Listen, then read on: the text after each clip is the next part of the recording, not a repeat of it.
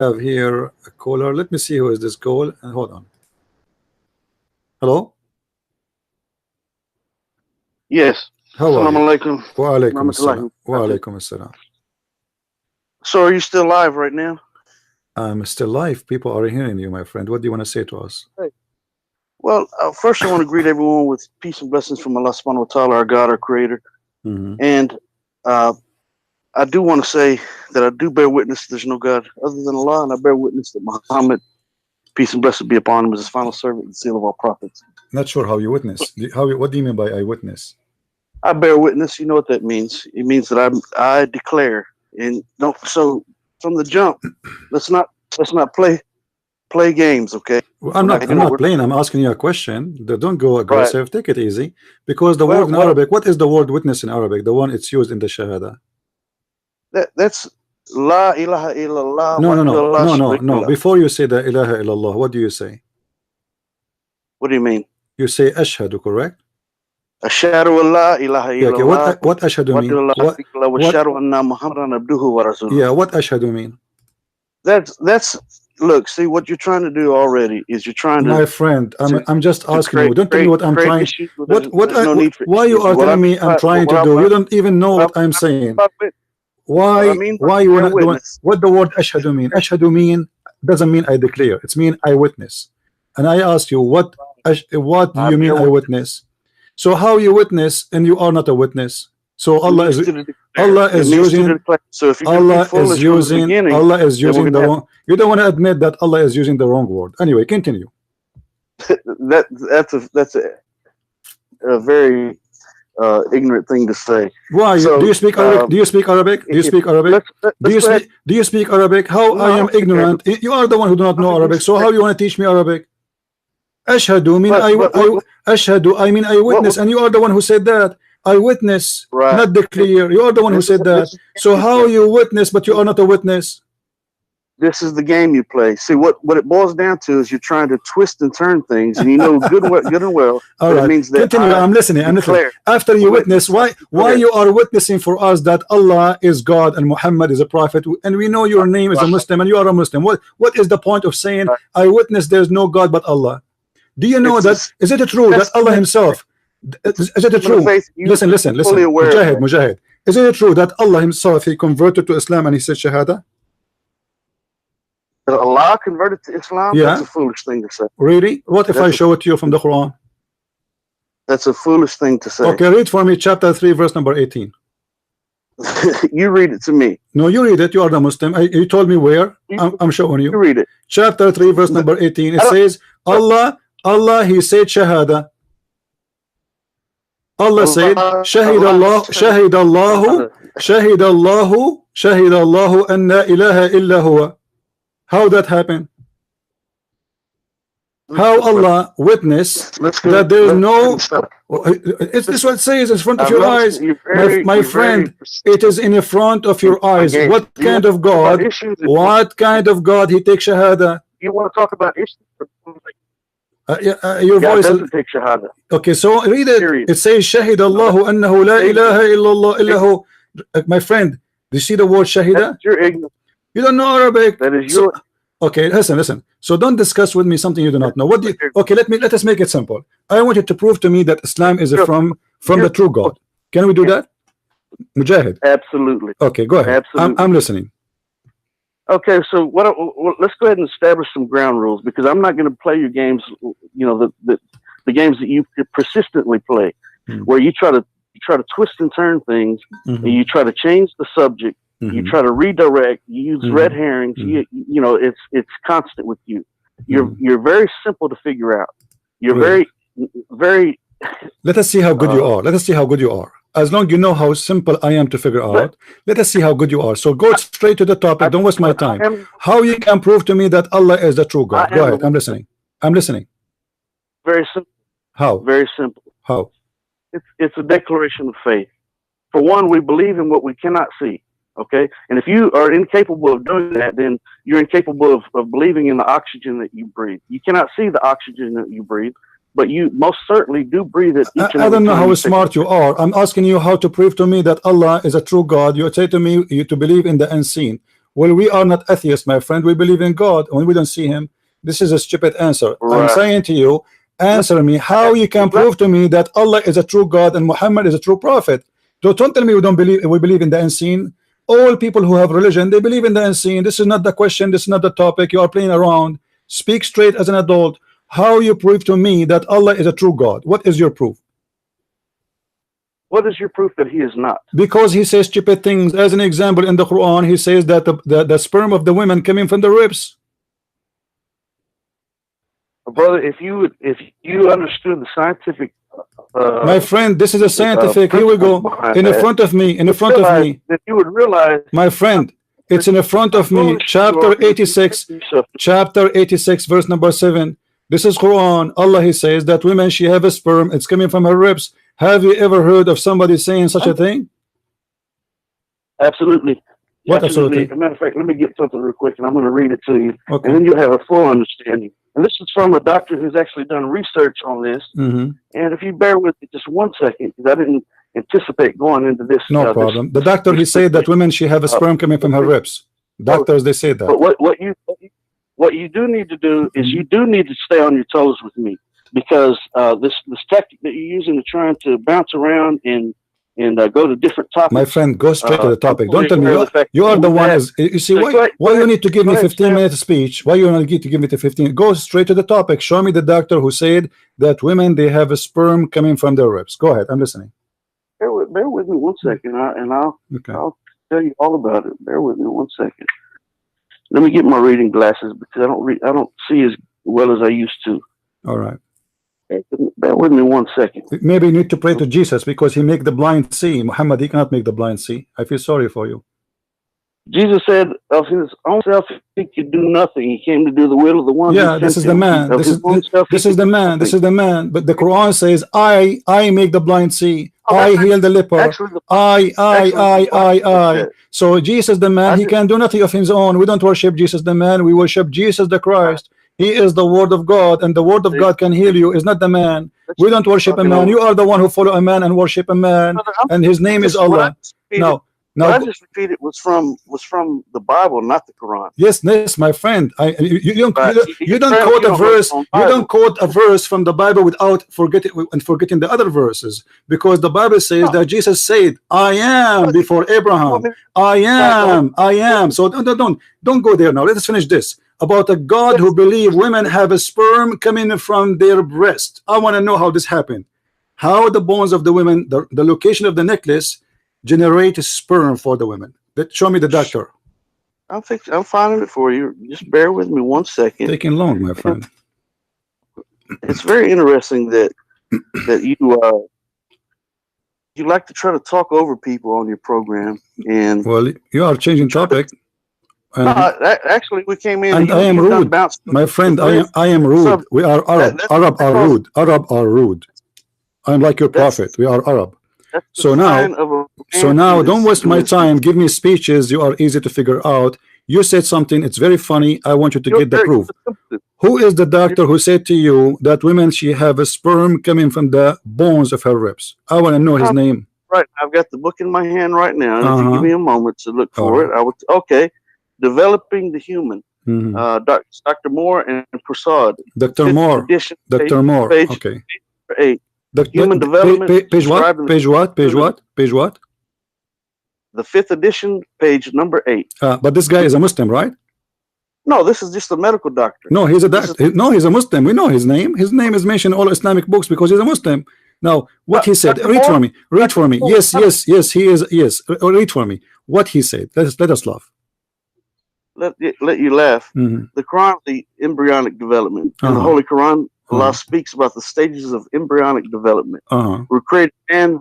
We created man from an extractive clay. Then we made him as a drop in a place of settlement, firmly fixed. Then we made the drop into alaka, which is a leech or suspended thing, or blood clot. Okay. And we made alaka into mukda. Okay, stop. No, just wait, because you are giving me an answer about a wrong question. We will talk about that later. No, I'm talking about the sperm of the women, my friend. You are talking about after the women get pregnant. The question here is not about the women after getting pregnant. About the women, there's a gushing fluid come from the man and the women. The gushing fluid come from the women ribs. Chapter 86. Abdul, listen, you are reading for me from Al-Mu'mineen chapter. This is different chapter. This is different chapter, different verse, different story. It's not about his. Listen, you are running away from the question. You are running away from the question. Where is the answer for this verse? Where Dr. Moore, he said that. No, you need to show me. You need to show me. Reading what I was reading. No, you are not reading. I know. I saw it all. I have a book about it. I answer all those, Abdul. I got them busted. I made them shish kebab. Go and buy my books from Amazon. It's called Quran and Science in Depth. Those guys are a joke, and nowhere he speak about the ribs thing. So now give me the answer. Where Dr. Moore, he spoke about women, she have breast testicles. Do you want me to read the whole book to you? Okay, no, show me. Show me where he spoke about women have sperm from their ribs. Give me the page number. Give me the page number. Right. So I would suggest that you and your listeners get the book. No, you show it to me. No. We want you to show it to us where he said that women sperm. You don't dictate what I do and what I don't do. No, I tell you, no, I challenge you because you're a liar. Because you're a liar. Where it is? Show me where he said women they have a sperm coming from their ribs. You are a liar. Otherwise, read it for us. I'm listening. You the information and you interrupted. I'm listening. No, you are not reading that. Okay, go for that. Go straight. Okay, read for me right away. Where he said the ribs of the women. Do you see the word the ribs of the women there in that page? Absolutely. You already tried to get me to answer that question. Do you see the word ribs in the whole page there? Do you see the word ribs of the women? Do you see it there? You can find the book Developing the Human. My friend, you are just a joke. Show me where he spoke about chapter 86 verse number 7. He did not speak about it. You are lying. Be honest. Not lying. Okay, then read for me where he spoke about it. You don't dictate what I do and what I don't do. Because this is the question. The question about chapter 86, verse number 7. Dude, what you didn't expect me to do is quickly give you a reference. Abdul, aren't you reading this guy for me because you want to answer this question? Is that the purpose, right? So I'm asking you about chapter 86, verse number 7. In that page you are reading from, he is not talking about the chapter 86 at all. You didn't let me finish reading what I was reading. Okay, show me where. Show me. Okay, I'm listening. Go ahead, guys. Listen carefully. Listen. You didn't want to get there, do you? So now let's move to another topic. Because we will not move. No, you will not move. I want you to read because even what you just said is a joke. I'm going to get you. You and Dr. Moore busted. Continue. The book Developing the Human by Dr. Moore and Prasad. Okay, so he is not a Muslim, by the way. You are a liar. And I suggest that you get the book Developing the Human, and you can read all about. No, why you don't read for us? No, you read for us. We want to laugh. It is comedy day. What? Read for us. Read for us the human development. Show how the human is developed according to the Quran. According to Dr. Moore, is the one you choose. Go ahead. Tell us. Your manners are lacking, and that's why you do need Islam. Isn't it you who choose the topic? Isn't it you who choose the topic? Finish it. Read for me with Dr. Moore. Read for me, Dr. Moore. Read for me, Dr. Moore, so we can laugh because this guy is a joke, and I will show you, and I will get you busted in front of everybody. Why you want to run? You are the one who opened the topic. We want to finish it. Continue reading. Nervous. In being nervous and being intimidated, you have made a fool out of yourself. You are the one who is intimidated. This is why you change the topic. You are the one who opened the topic. Finish it. Here I am right here. Immediately. So answer. So don't change the topic. So don't change the topic. Dr. Moore, read for us. Read for us. Dr. Moore, I want to laugh. I'm listening. Well, first 2 sentences you already interrupted me. Then you interrupted me again. You are not even answering. Where Dr. Moore he spoke about the ribs of the women giving sperm. You are supposed to quote for me Dr. Moore so he will answer about the chapter 86 verse number 7. What I was going to do until you interrupted me. So because of your rudeness and your lack of manners, you read it yourself. You were right. Yeah, okay, I will read for you. I will read it for you. Do you want me to open Dr. Moore for you so we can run? So we can run? How about you do that? How about you do that? Okay, hold on. Okay, please do. What you're not going to do is you're not going to dictate to me what I'm going to do. I will show in the screen what your guy he said so we can laugh. Yeah, let's do that, shall we? Yeah.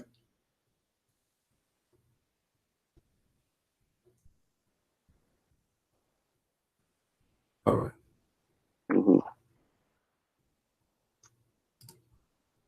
It's very interesting that you quickly try to go to what you did was you tried to go to the most complicated topic, which is science. Okay, you want to go to the most complicated topic. And why do you do that? Because you're intimidated. Because you know that the foolishness coming out of your mouth is let us see the foolishness. Let us see the foolishness of the man. Let us see. This is, guys, this is Dr. Moore. I want you to look with me in the screen and read with me what Dr. Moore he said, so we can laugh together. Yeah, and by the way, he's not a Muslim, by the way. We will see. We will see. Okay, hold on. Because if he isn't a Muslim, that means he's a liar. Because how come he find that this is coming from God, but yet he don't want to believe in that God? That means he's a scam. You just admitted that he is a scam. Because if somebody believe that this is the truth and this is coming from the true God, that means he is a scam. Now let us read together what he said. This guy, he never spoke about what you just read for us. This is a big fat lie. Let us read what he said. The staging of the human embryos, read with me, was not proposed until 1940 and etc. And then he continued. Let's see. The Quran chapter 23 verse number 12 to 16 indicate that there is a lag of a grab between two early stages of a growth. How does that compare with the modern science and knowledge? Recurrently says Dr. Moore, read carefully what he said. It will establish that there is a lag of delay in the development of the embryo during the implementation, whatever. The agreement between the lag of or gap in development mentioned in the Quran and slow rate of a change occurring during the second and third weeks. Amazing.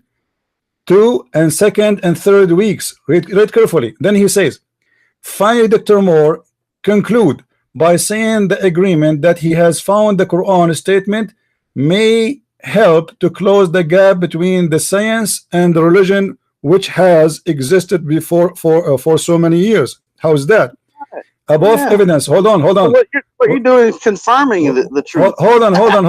Keep reading. Because everything you're going to read actually the article it doesn't speak against the Quran. It confirms the Quran. Okay, let me show you. Let me ask you. He could not read nor write. My friend. Let us read. The invention of the modern Abdul. So you just shook down. You just broke down. You are a coward. Are you going to hang up? Are you going to hang up? Are you going to hang up and run? Is that what you do? Are you preparing yourself to hang up? So don't hang up. Okay, promise me. Listen. Don't use the word shit. Otherwise, I will shit on your prophet. Listen. Be a brave man and promise me you will not hang up until we finish the topic. Promise me. I'm not going to hang up. Okay. I'm right here. Because I am right here in your mouth and giving you everything that you need to have. And everybody will be laughing at you now. Read carefully with me. And lies. Okay, read carefully with me. This is what Dr. Moore he said. Let us laugh together. What you're doing is confirming the Quran. Go ahead, read. No problem. Okay, let us read together. Let us read together. This is Dr. Moore. Dr. Keithlow Moore. This is the name, right? In the front of you. Let us read what he said. Okay. Let us see the topic. Actually, they are not even quoting where is the Quran? The whole article in front of me, but there's nothing. Where is the Quran? There's no Quran. Keep reading. It's a volume. It's a book. So hold on. I need to find. Okay. Do you have a link? Do you have a link? Stage of development. Do you have a link? For it? Stage of development. Do you have a link for it? Do you have a link for it? I have the book in my hand. I don't need a link. Okay, then read for us the book. Read for us the book, because the link in the front of me, here we go, there's nothing. I look for his name. It says that he found, but it doesn't say. He don't even quote the Quran. So concerned about this. The whole article, Abdul, let me show you what Dr. Moore he said in the Quran. He spoke about the alaqa. You Muslims are a bunch of crazy. You do not know even what he's talking about. Dr. Moore, can you read for me the verse he read for you? Dr. Moore, read the translation for me. I'm not reading anything for you. Why you will not read? Because you will be exposed for the false translation. This is the word alaqa. This is what your Dr. Moore he did read. Let me show you. Let me show you. Let me show you, and we will laugh together. This is what Dr. Moore he read for you in chapter 2, verse 22, verse number 5, and specifically chapter 23, verse number 14. Sorry. Let us read together. According to Dr. Moore, it is. He said that the Quran saying there is a word. It's called leech. Is that correct? Right. Okay. All right. Okay. Where we can find in any Islamic translation the word leech? Show me. It's not the word leech. It's similar to the leech. No, is it? So what it is? So what it is? So what it is? So what it is? What it is? It means a suspended thing, that which clings. No, it doesn't mean all Muslims. See, this is where all Muslims. Let us see what Muslim translation is. Muslim translation is, listen. Muslim translation says that this is a dead blood. Do you agree? It's a clot, a clinging it's a congealed. No, it's a congealed dead blood. Yes or no? Absolutely. Okay. Absolutely. So how the sperm became a congealed dead blood? But you have to read the book. It says clearly that it's impossible, my friend. What read the book? He says it is alaqa. He said it looked like a leech. The Quran doesn't say it looked like a leech. He did not say it's a dead blood there. The Quran said it's a dead blood. Now let me ask you, who understands the Quran better, Dr. Moore or Muhammad? Let me tell you something. I have the book in my hand right now, and it shows an actual picture of a leech, and right above that it shows the human embryo. And the human embryo in this picture is absolutely in the similar shape as the leech.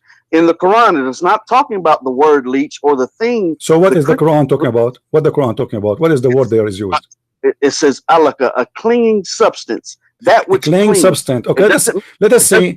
Okay, let us see what your prophet he said. Do you think your prophet he know better or you? You've asked me a question again and you've interrupted me again. Do you think the prophet knows better than you? Because you know you're live and I'm shaking you up. And you want everybody will see in a second what your prophet said. Are you afraid to see what your prophet said? It says, are you afraid? Are you afraid to see what your prophet said about this? Absolutely not. Okay, so I'm asking you friendly, if we go and ask your prophet what he meant by this, isn't it better than we listen to you and to me? I think your prophet, he deserves more respect, right?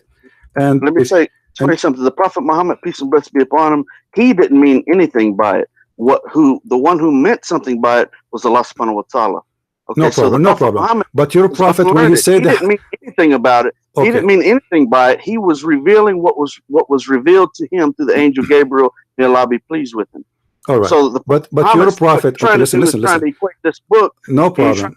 Equate the Quran with the Prophet Muhammad as having revealed the Quran himself. That is not the truth. But your prophet, my friend, you talk too much. You talk too much. You are not saying anything. I'm asking you, do your prophet understand the Quran properly? This is the whole, there's no need for this speech you are giving me. Do your prophet, okay, so your prophet, he understand the Quran properly. So if we go right now and we see what your prophet said, are you going to say your prophet is a liar? Why would I say that? I'm asking you, are you going to say that? No, why would I say that? I'm asking you, why would I say that? So let us see what your prophet said then, and that will solve the problem. What do you think? Good? Well, what did he say? No, I'm asking you, if I show you, are you going to say, because I'm predicting that you will say I don't believe in it. I can't tell you what I'm going to say before you said what you okay, let us see what your prophet said. Read with me carefully. Read with me. Okay, read with me. Are you looking at the screen? Are you looking at the screen? Stop screaming, you idiot. Look, read with me. Your prophet is said something. Respect your prophet and read. Read. Your prophet said that the sperm stay in the belly of the women for 40 days. Do you agree with that? Absolutely. Based on this book that I'm holding my hand by Dr. Moore? Yeah. Absolutely. Absolutely. And Dr. Moore, he said that the sperm stay in the women for 40 days. You confirm that? Yes, absolutely. You liar, big fat liar. Show me where it says that. I'm a big fat liar? Yes, show me. Which page it says that the sperm stay in the women for 40 days as a sperm? I want to see that. let me answer your question. I'm listening. No, show me where Dr. Moore, your scam, said that the women's sperm, there's a woman, she have a sperm, or the man have a sperm, and the sperm of the man stay in the belly of the women for 40 days. I want to see that. Look, brother, let me don't call me brother. I'm not your brother. I'm not the brother of the devil. You are a follower of the devil. Now answer. Where in the book it says that? You are a liar, you are a scam. Otherwise show me. I challenge you not to hang up, not to run, and to show me the page and to read for me. Dr. Moore in page etc. and read for us. He said that the semen of the man stay in the womb for 40 days. I'm listening. Right. Absolutely. Show me. Okay, I'm listening. What do you want me to do? You want me to give you a whole? Show me. You said absolutely. He said that. You said absolutely. Dr. Moore. He said that. Show me. I've got the book in my hand. Show me. Read for us. If you want to know this, just you buy the book. My friend, don't tell me read the book. My friend. Don't waste my time. Don't waste my time. People are listening. You see, I don't want you to convince me that I'm wrong. Convince everybody that Christian Prince is wrong. Okay, no problem. So now either you are got busted, you have no answer, or you read for us where Dr. Moore he said that science approved that semen of a man stay in the womb of the mother for 40 days. Right, it's absolutely in the book. Where? And if you buy the book. No, read for us. Don't tell me if you buy the book. You have the book in your hand, my friend. You have the book in your hand. Just read it. Read for us. Show us where it says that. If you find the book, show us where it says that. You are a liar, aren't you? No, I am. Then show us. Tell us in page. You are recorded. I will make you famous in YouTube. You are already famous. People are recording you. Tell us which page. I'm not going to flip. You are a liar. You are a liar, and you admit otherwise. Show us which page. Which page in Dr. Moore he said that women, they have received the sperm of the man and it stayed there inside them in the womb for 40 days. You have the access to the internet right there at your fingertips. I don't see. I cannot find anything in that book. I cannot find it. You said you have it. You said you have it. I don't have it. You said you don't. Show me. A hard copy of the book in my hand. Then read it. Then read it. Like Abdul, what's wrong with you guys? Do you see? Guys, do you see why I say every Abdul is a liar? He have the book in front of him. He said he confirmed. Absolutely, I believe in that. Absolutely, the prophet saying the truth that the sperm stay in the womb of the women for 40 days. And he said it's in this book. Okay, show us which page. Read for us. I'm not going to flip through this book and find it. Show us. You have to flip because you're a liar. So how you know it is there if you do not know how to find it? You're a liar. I've already read this book. Is it there? Is it there? Is it there? Is it there? So you have no answer. You are here supposed to get me busted. Why you don't want to get me busted? According to science, you idiot. Listen. I will put you in mute for a minute because you scream, you say nothing. According to science, semen cannot live more than 7 days maximum. Your prophet is a big fat liar when he said semen stay alive for 40 days. What do you say about that? What do you say about that? Do semen live more than 7 days? Answer your question. If you hold your comments for a moment, I'll answer your question. Okay, where's the answer? That semen cannot live more than. Okay, I'm going to make some tea. I'm listening. Give me the answer. Okay, please listen. Just stop and be quiet for 30 seconds. I'm listening. Go ahead. If you 30 go seconds. ahead. Tell me the answer. Don't give me a speech. Give me the answer. Right. You just said that semen can't live for more than 7 days. But brother, each and every person on this earth, I'll be 47 years old in just a few weeks. And guess what? I used to be sperm myself. You used to be sperm. Don't tell me that sperm can't live in the womb of a woman more than 7 days. It develops and it grows and it grows. The sperm grows. The sperm grow. The sperm. The sperm. My friend, the sperm grow. The sperm grow.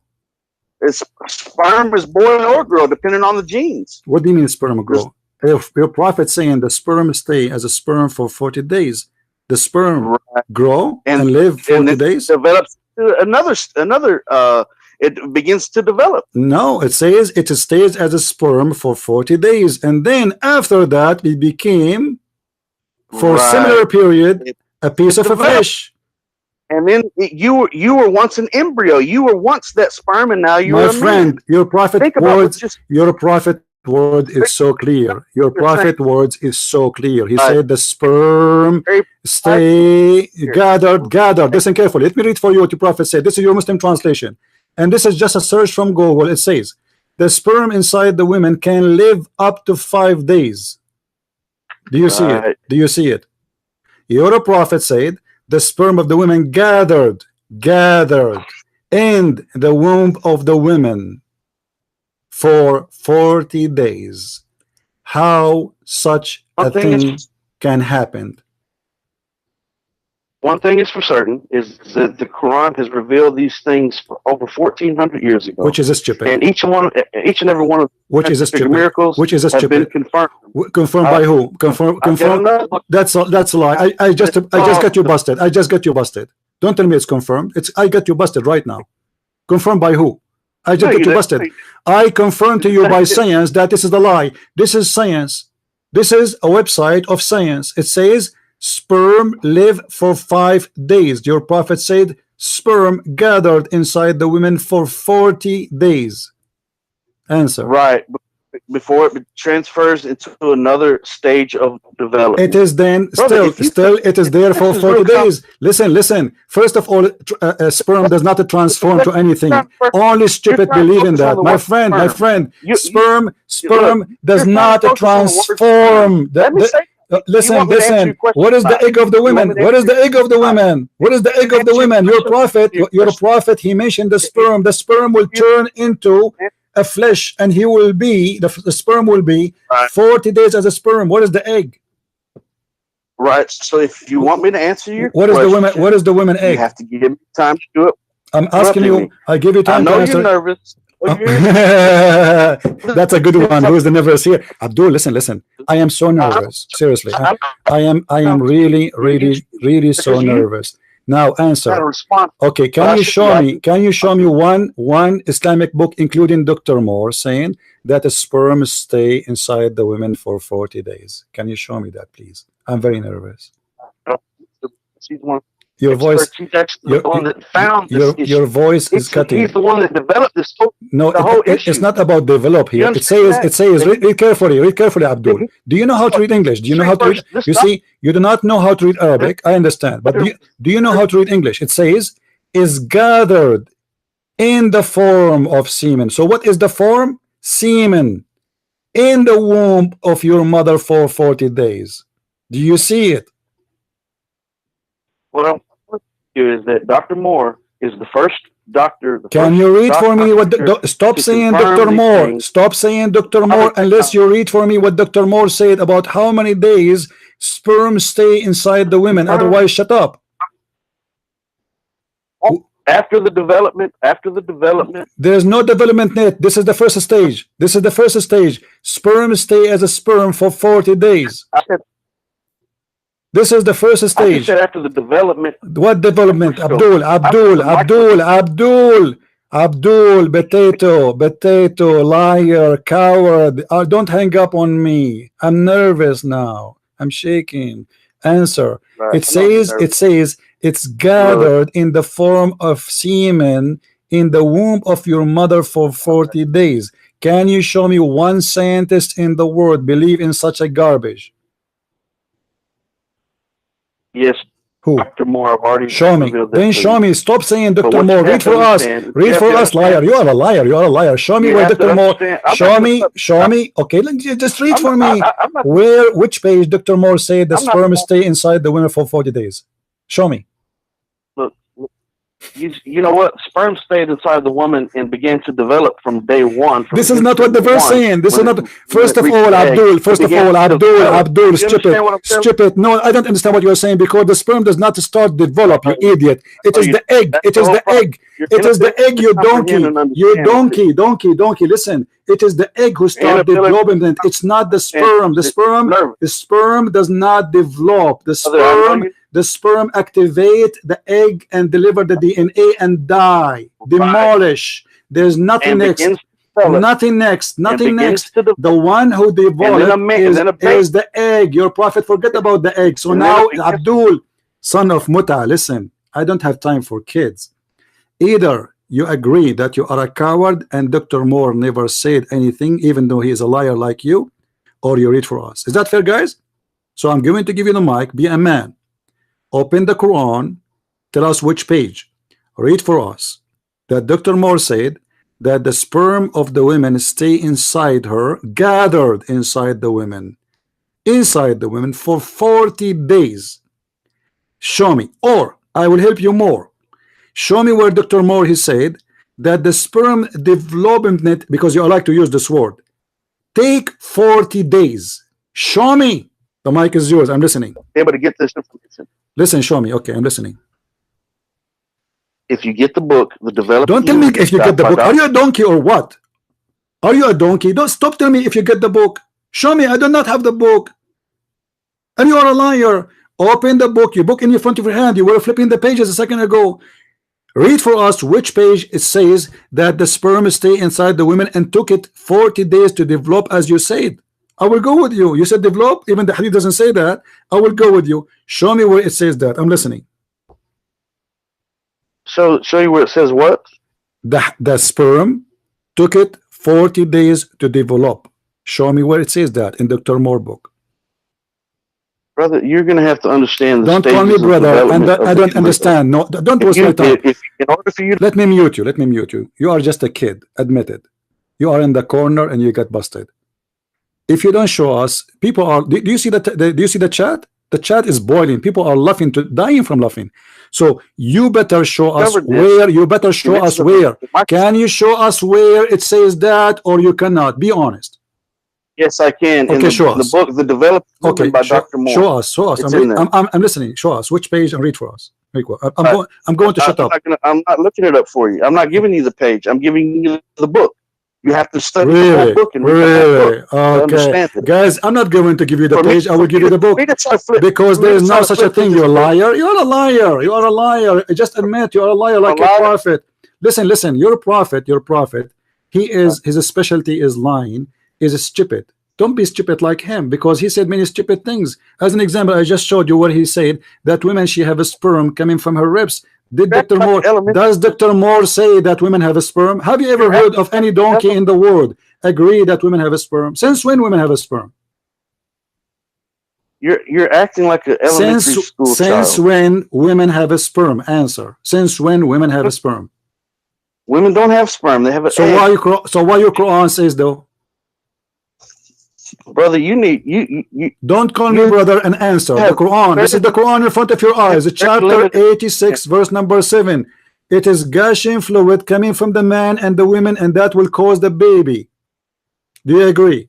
Right. There's no fluid within the woman. Of course, there's fluid in the woman. And that will make the baby. And that will make the baby. And that will make the okay. And that fluid. And that fluid, according to the Quran. Thank you very much, guys. Guys, hold on. This guy, he just admitted that it's a fluid coming from the women will make the baby. Now, the Quran says in that chapter that fluid is coming from the ribs of the women. Do you really believe in that? PhD. Listen, not an authority on this subject. Abdul, do you believe? Do you believe? Show me one person he have a PhD. Abdul, show me where. Here we go, Dr. Moore again. Donkey. Listen, I have many mules around me. And you are just a small donkey. Mules, they don't dare even to get close. Show me where Dr. Moore, he said that women have a sexual fluid. It's coming from their bones and the bones of their ribs specifically. The mic is yours. Can you read for us? I didn't hear anything you said because I wasn't listening. Can you read for us? Can you read for us? Anywhere in Dr. Moore's book, it says that women have a sexual fluid coming from the ribs of the women. Look. Can you show us? Let me ask you a question. Don't ask me. Answer the question. Can you find me anyone in the world believe that women she have a sperm coming from her ribs? Yes or no? If that's what the book says, which it does, yes, I believe that. Absolutely. But you said to me you want to prove it to me from Dr. Moore's book. This is the whole point. Where if Dr. Moore he said that women have a sperm coming from their ribs. I'm not going to. You realize that it would take me time to look through this book and find that subject. Okay, I will give you. Listen, I will give you 10 years. Is that a good deal? I will give you 10 years. Is that a good deal? I don't need 10 years. What I need you to do is take some money. No, I will give you 20 years. You are a liar. Otherwise, why you don't need 10 years? You need it because maybe by then you will die and then you escape from this challenge. Otherwise, show it to me right now. You are the one who read the whole book. You are the one who read the whole book. Did you read the whole book or only the cover? Did you read the whole book? I read the whole book. The name of the book is The Developing Human by Dr. Great. So where Dr. Moore, he can explain to us how the Quran say women have a sperm coming from their ribs. According to science, women have no sperm. You want me to tell you where? You want me to tell you where? Okay, I will tell you where. It's in the book The Developing Human by Dr. Moore. Right. You know, they say in China, he left as a donkey, he never came back as a horse. Do you want me to tell you where? Do you want me to tell you where? Do you want me to tell you where? It's in the book. Do you want me to tell you where? Do you want me? Are you a kid? How old are you? How old are you? How old are you? You're embarrassing yourself. You don't even realize it. How old are you, Abdul? For the sake of Allah, leg. You know, for all your listeners. How old are you? For the sake of Allah, leg. So Abdul, just to be honest, I want to be sure that you are not calling me Abdul. My name is Mujahid al-Islam. You are Abdul. You are Abdul. You are a potato, and you are not a mujahid. You are a potato. If you are a mujahid, you will go and do jihad. I'm a mujahid. I'm right here doing what I do. Where? Doing what? You cannot even read the page for us. You don't even dare to read the page for us. You are Abdul, and your prophet is our joke. We are making fun of him. He is a donkey. He is a liar, and you don't dare to answer. If you are a mujahid, then give me the answer. This is the interpretation of Al-Jalalain in front of your eyes. It says that there is a sperm of the women coming from the backbone of the man and the ribs of the women. Answer. How kind of a stupid prophet he says such a thing? The mic is yours. Okay, you want me to give you the page? It's one of the pages within the book, The Developing Human by Dr. Moore. It's going to be one of those pages. Okay, let me tell you something. Do you want me to give you a page? I have a book, all of it, exposing Dr. Moore and making him look like a joke because he's a joke. I did. There's nowhere in the book, his book, it says that women have a sperm coming from their ribs, and you are a liar. Otherwise, do you have his book? Okay, listen. What about? You don't even have the book. You was trying to look up information on the internet. I could find it. I could not find it. Listen. I could not find it, Abdul. You are a liar. Show it to me. Why you don't show it to me? You read the book, but you're calling me a liar, and I have read the book. No, listen, let me tell you what I read. I read the website. It's called Quran Miracles, and I refute them. They are the one who is quoting Dr. Moore, and they are donkey like you. Now you cannot answer why the Quran says women have a sperm coming from her ribs. Now you're calling names like a child. I'm not calling names. Your prophet, he said you are a donkey. Let me show you that your prophet said every Muslim is a donkey. Let me show you. Hold on. I'm not calling names. You're a prophet. Yep. You're a prophet said. You're a prophet said. Okay, hold on. Let me show you. Hold on. You said I'm calling names, right? What if I show you a prophet saying that you are a donkey? You called me a liar. I haven't called you any names at all. You are a liar because here we go. Read with me carefully. Read with me, please. You're a prophet. He said, "Isn't it he who raises his head?" Hold on. Don't talk. I will mute you. Is it he who raised his head before the Imam, afraid that Allah may transform his head into the head of a donkey, or his figure is a figure of a donkey? Don't tell me, Mr. Mujahid, you never raised your head before the Imam, because this is impossible. Do you really believe that if somebody raised his head before the Imam finished the prayer, Allah will make him his head the head of a donkey? Yes or no? The mic is yours. That's a foolish thing to say. Do you say? Are you saying your prophet is foolish? No, that's not what I'm saying. I just said to you the hadith. The hadith says that. I'm reading the hadith. It's not my words. The prophet said, not me. Isn't it he who raises his head before the Imam, afraid that Allah may transform his head into a head of a donkey? Do you agree with that? Or a face of a donkey? Do you agree? Are you under the impression that we should take that literally? So what does that mean? Your prophet, what it's mean? Allah will make you in a figure of a donkey if it's not literally. Explain to us. You think that he truly meant so that? What he meant by saying donkey? What he meant? Why he did not say a rabbit? What he meant by a donkey? What does that mean? You're going to have to use a little bit of common sense. Okay, use your common sense. Let us say you are a president and you are saying to your followers, you are saying to your audience, if somebody raises his head before I finish my talk, Allah may transform his head into a figure. Do you see the word figure? A face of a donkey. What is the metaphorical of that? Do you think that we're supposed to take that literally? Don't tell me, do you think? I don't think anything. I'm asking you. You answer. What does that mean? What does that mean? I'm answering. Are you going to give me 30 seconds to answer? Then give me the answer. Don't tell me don't think. You keep, because you keep repeating. You keep repeating. Question. When you present it. Listen, I have to mute you. You talk too much like a woman in the delivery room. Don't tell me you think. Do you think he meant this? Do you think? Tell me what it's meant. Okay, I will give you the mic. Tell me what it's meant. Don't tell me. Don't repeat. Don't tell me I'm going to find you the answer in Dr. Moore book. Huh? Now answer what Muhammad he meant by saying, may Allah transform you, your head, into a figure of a donkey. The mic is yours. Okay. All right. You're going to give me 30 seconds to answer. I will give you 5 minutes. Go ahead. I'm listening. Okay. So think about this logically and with just a little bit of common sense. The Prophet, peace and blessings be upon him, wasn't suggesting that this is going to literally happen. That Allah, knowing that we are faulty as humans, that we make mistakes as humans, that we're creatures of compulsion sometimes, where we do things and we don't realize that we're doing them, or you know, because we make mistakes or whatever the case might be. So the Prophet Muhammad, peace and blessings be upon him, was just trying to stress that you should not anticipate the movements of the Imam. Okay, so that means that we're to follow the Imam, let the Imam lead, and I actually am an Imam in my area, and to let the Imam lead the prayer, and you follow, and let him make the movement, and then you make the movement. Okay. It doesn't mean that Allah that knows us. So what the point of saying, aren't you afraid that Allah will make you a donkey? What does that mean then? He can say to you, don't raise your head. Is it a sin to raise your head before the Imam to the point Allah will make you a donkey? Okay, well, think about this. In this conversation, you've called me a donkey numerous times, and by doing so, you're acting. Okay, let me ask you. Let me ask you. If I show you a verse, from the Quran calling you a donkey, what you will do? Once again, you interrupted. You claim that you are. Everybody heard you. Everybody heard you saying that you are an Imam. Is that correct? Everybody heard you saying. Okay. Absolutely. Do you know? Do you speak Arabic? Do you speak Arabic? 30 seconds. Do you speak Arabic? Do you speak Arabic?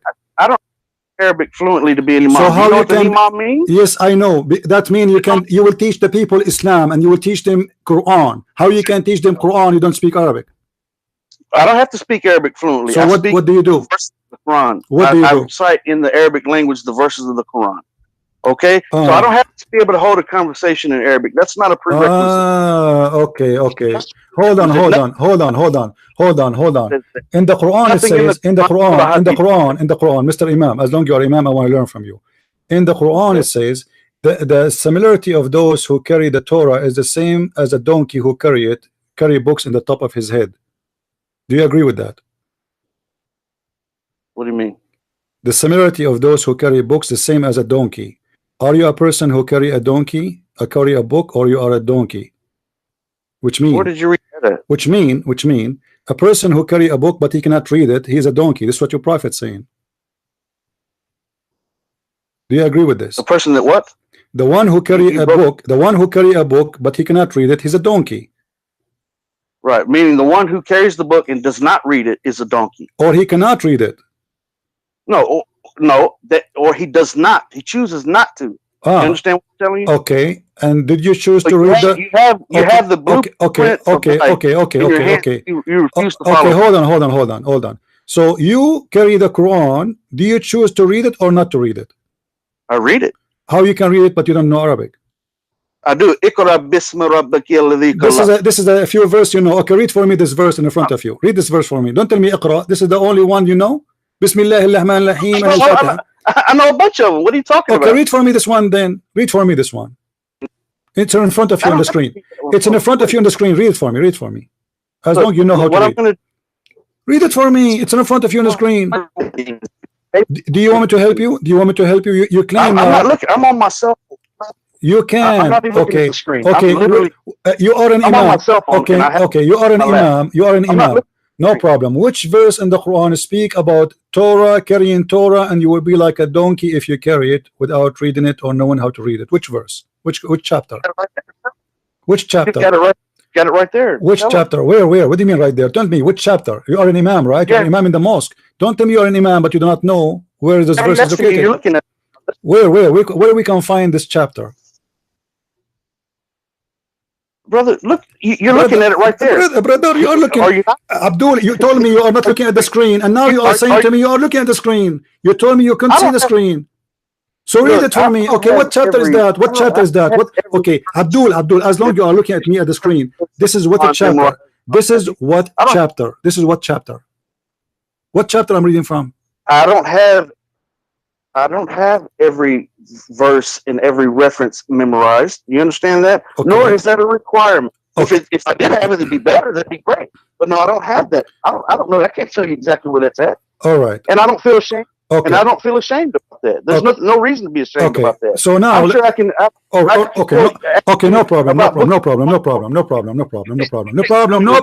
problem. You're a prophet, he said. Your prophet, he said, we never send a messenger to any nation unless he speak the language of his people. Do you agree with that? I do. Okay. How Muhammad became your prophet if he is not from your nation and don't speak your tongue? What do you mean? He's for one, Muhammad, peace and blessings be upon him. My friend, I just ask you. Listen. What do you mean? You told me what do you mean? Okay. You said to me. What do you mean? 30 seconds to answer that. To answer what? To answer what? Do you understand the question? Do you understand? Okay. Do you understand the question first? Do you understand? You told me what do you mean? Why you said to me what do you mean? If you understand the question, I can't believe you don't understand it. That's why I'm asking you that. Okay, I'm not asking you. So what is the meaning? So I don't what is the meaning? What is the meaning? I understand how you don't comprehend it. No problem. What is the meaning? What is the meaning? Tell us what is the meaning? What Very is the simple. Full 30 seconds. That's all I need. No problem. Go ahead. A full 30. Okay. So the Prophet Muhammad, peace and blessings be upon him, came during what's called the period of Jahiliyyah. The age of ignorance. Well, guess what? This period of Jahiliyyah happened amongst peoples of all of the prophets, the 124,000 that have come to this earth, which is the Hadith. How you know? Okay, how you know there are 124,000? Where do you get this number from? Once again, you didn't give me a full 30 seconds. But you give me a number. They are scary. 124,000 prophets. What you can ask me that after my first answer. Just take a note, guys. 124,000 prophets. Okay, go ahead. 24,000. Go ahead and write it down, and we'll get to that here in a second. But I'm going to start over with this 30 seconds and try to show a little self-respect and respect for your listeners. Okay. Okay. So this period of ignorance, it's times of darkness in the lives of humanity at different periods of time. So Allah subhanahu wa ta'ala, our God, our creator, has sent prophets to address these people during these ages of darkness and ignorance, where the man is living and doing what he wants to do and how he wants to do it, and he's worshiping. What does speech have to do with my question? I don't know. What does it have to do with my question? Where's the answer? 15 seconds.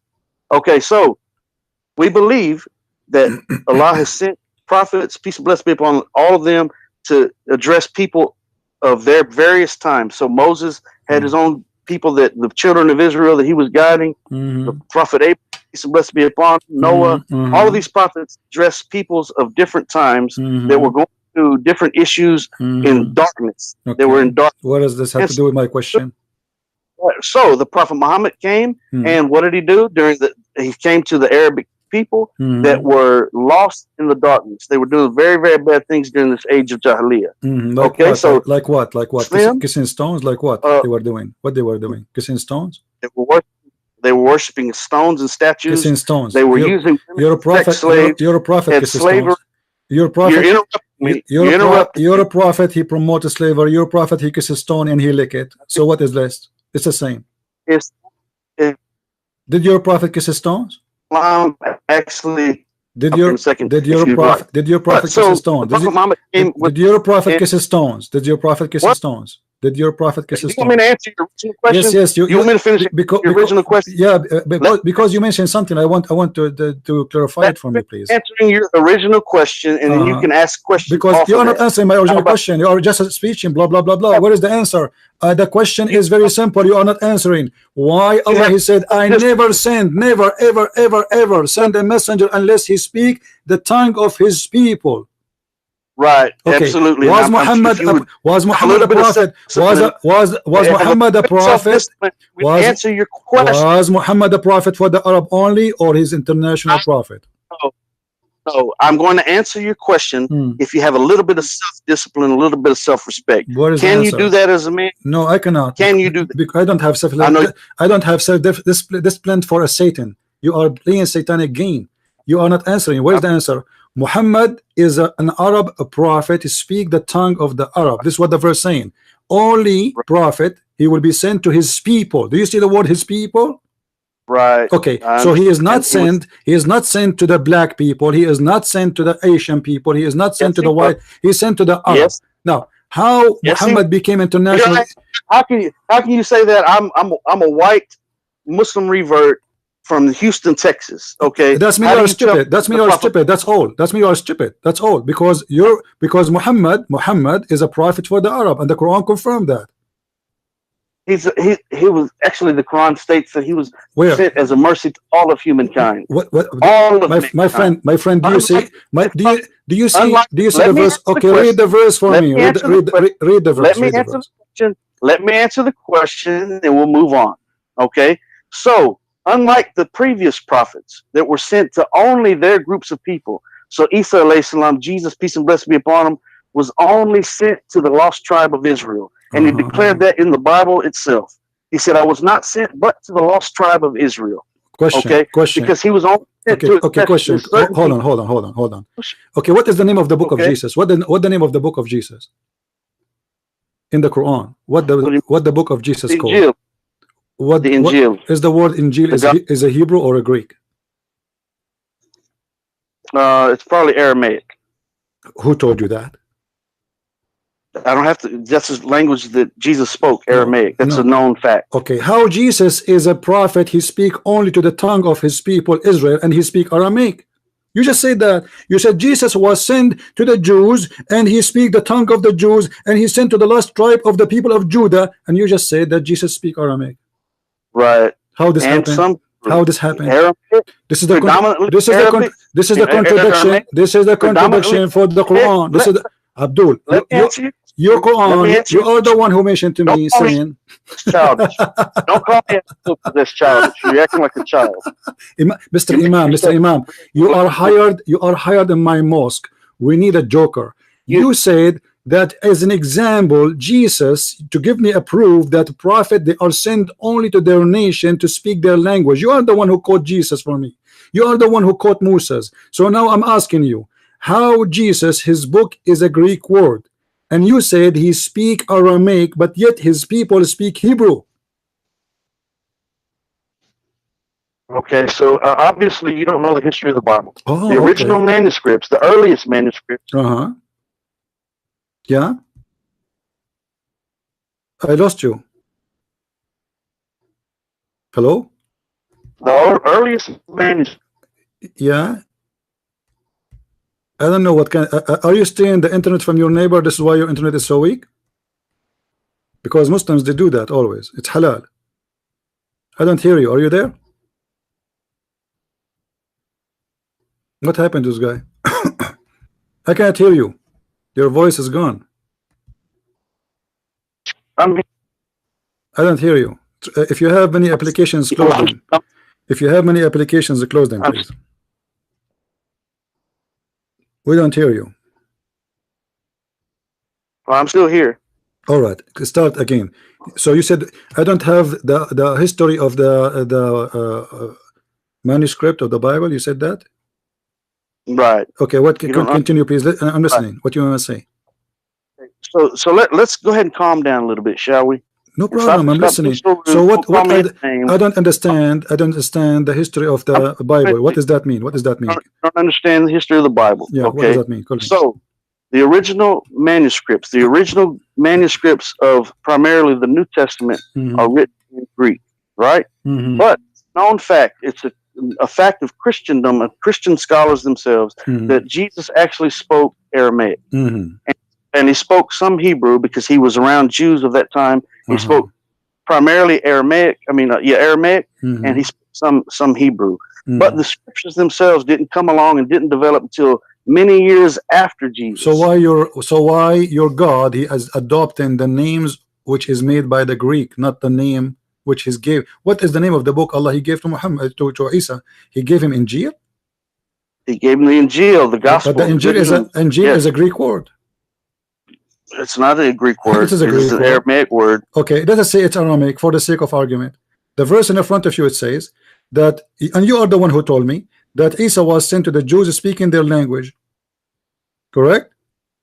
Right. Is the language of the Jews according to Islam is Aramaic or Hebrew? Aramaic and Hebrew. Islam teach that? Where you can show me that? Can you show me?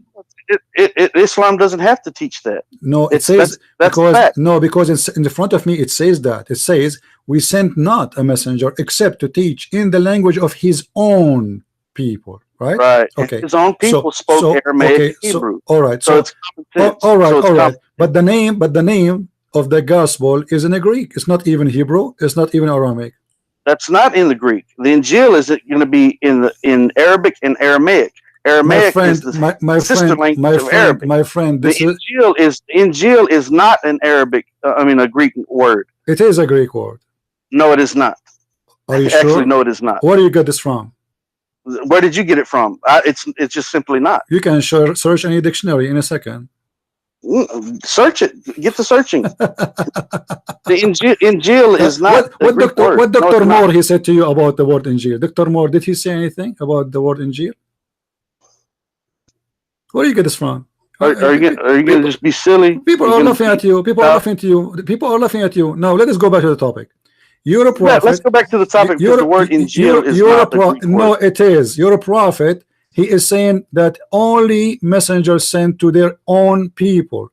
Now, the question is, you're a prophet. Are you from the Arab? Are you from the Arab? It says, do you see that Quran in front of you? It says his own people. His own people. So Muhammad, he was sent to his own people, was not sent to you. He was sent as a mercy to all of mankind. What the mercy? He said, the mercy of mankind he have is his sword. No, he didn't. Really? The word sword is not revealed anywhere in the Quran. Oops. I don't know where the word sword. The Quran does not have the word sword in it. I don't know where you get this from. Really? Okay. This is in the Hadith. Right, it says absolutely. That. In the Hadith it says. But what I just said is it's not in the Quran. Where? Okay. What is the word sword is not in the Quran. People like to try to say that the word sword, Islam is spread by the sword. Islam, the word sword is not in the Quran. Okay. So in regards to answering your question, let me answer your question. And I'm going to try to break it down and make it simple for the layman. Okay. So Prophet Muhammad was sent to the Arabs. Why?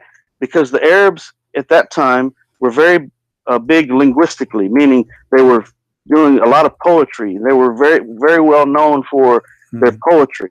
And so what happened? Allah subhanahu wa ta'ala, let me give you two references. Moses, in the time of Moses, magic was big.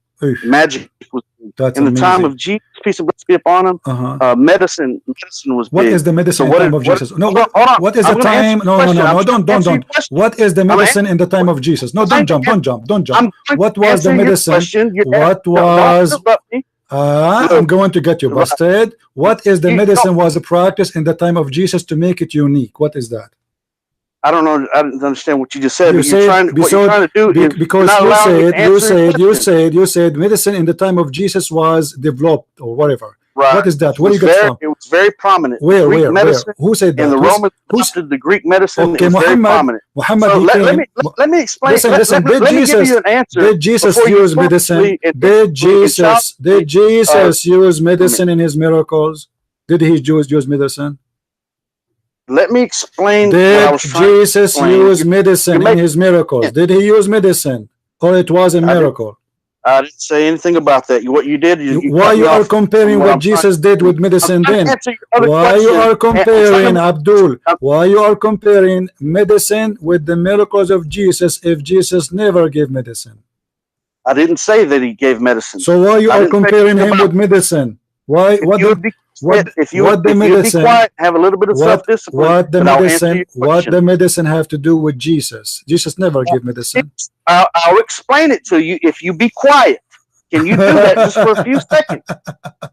Okay. In the time of Moses, magic was big. So our God, our Creator, Allah subhanahu wa ta'ala, gave the miracle of allowing the staff of Moses to turn into a snake and swallow up the other snakes, and to part the Red Sea, and to strike the rock, and water gush forth. That was his miracles to address the people of that time that were real big on magic. Now Jesus, medicine was real big during that time, the time of Jesus. It was very prominent. Romans were adopting the Greek medicines, and it was very prominent at that time. What did Allah do? He gave Jesus, peace and blessing be upon him, the gift of healing to override and to outdo the man-made stature and man-made claims of greatness. The workings of Allah through Jesus and through Moses outdid the magic and the medicine of their time. In the days of Prophet Muhammad, linguistically, through the poetry, it was very fluent and very well known. The Arabs were very well known for their linguistics. And what did Allah do? He revealed the beauty of the Quran that has been unmatched for over 1,400 years, never been altered or changed in any way, and outdone, and actually set the criteria for the Arabic language. Wow! All the criteria for the Arabic language now comes from the Quran. Hold on, it was revealed in the Arabic language because the Arabic language is easy to learn and to recite. So a man from Houston, Texas, that is white as can be, that did not grow up in the Middle East, can learn to recite the Quran in Arabic. But you did not learn Arabic. You are lying to yourself. You did not learn Arabic, and Arabic is very hard to learn. You are a liar. It's not easy. Is Arabic easy to learn? Is Arabic easy? Is Arabic easy? You say it. Everybody say it. Everybody heard you saying Arabic is easy to learn. Listen. Let me get you busted, guys. Hold on. Shut up, idiot. He said that Jesus in his time, medicine was very popular, so God, he gave him miracle of medicine, but Jesus did not use medicine.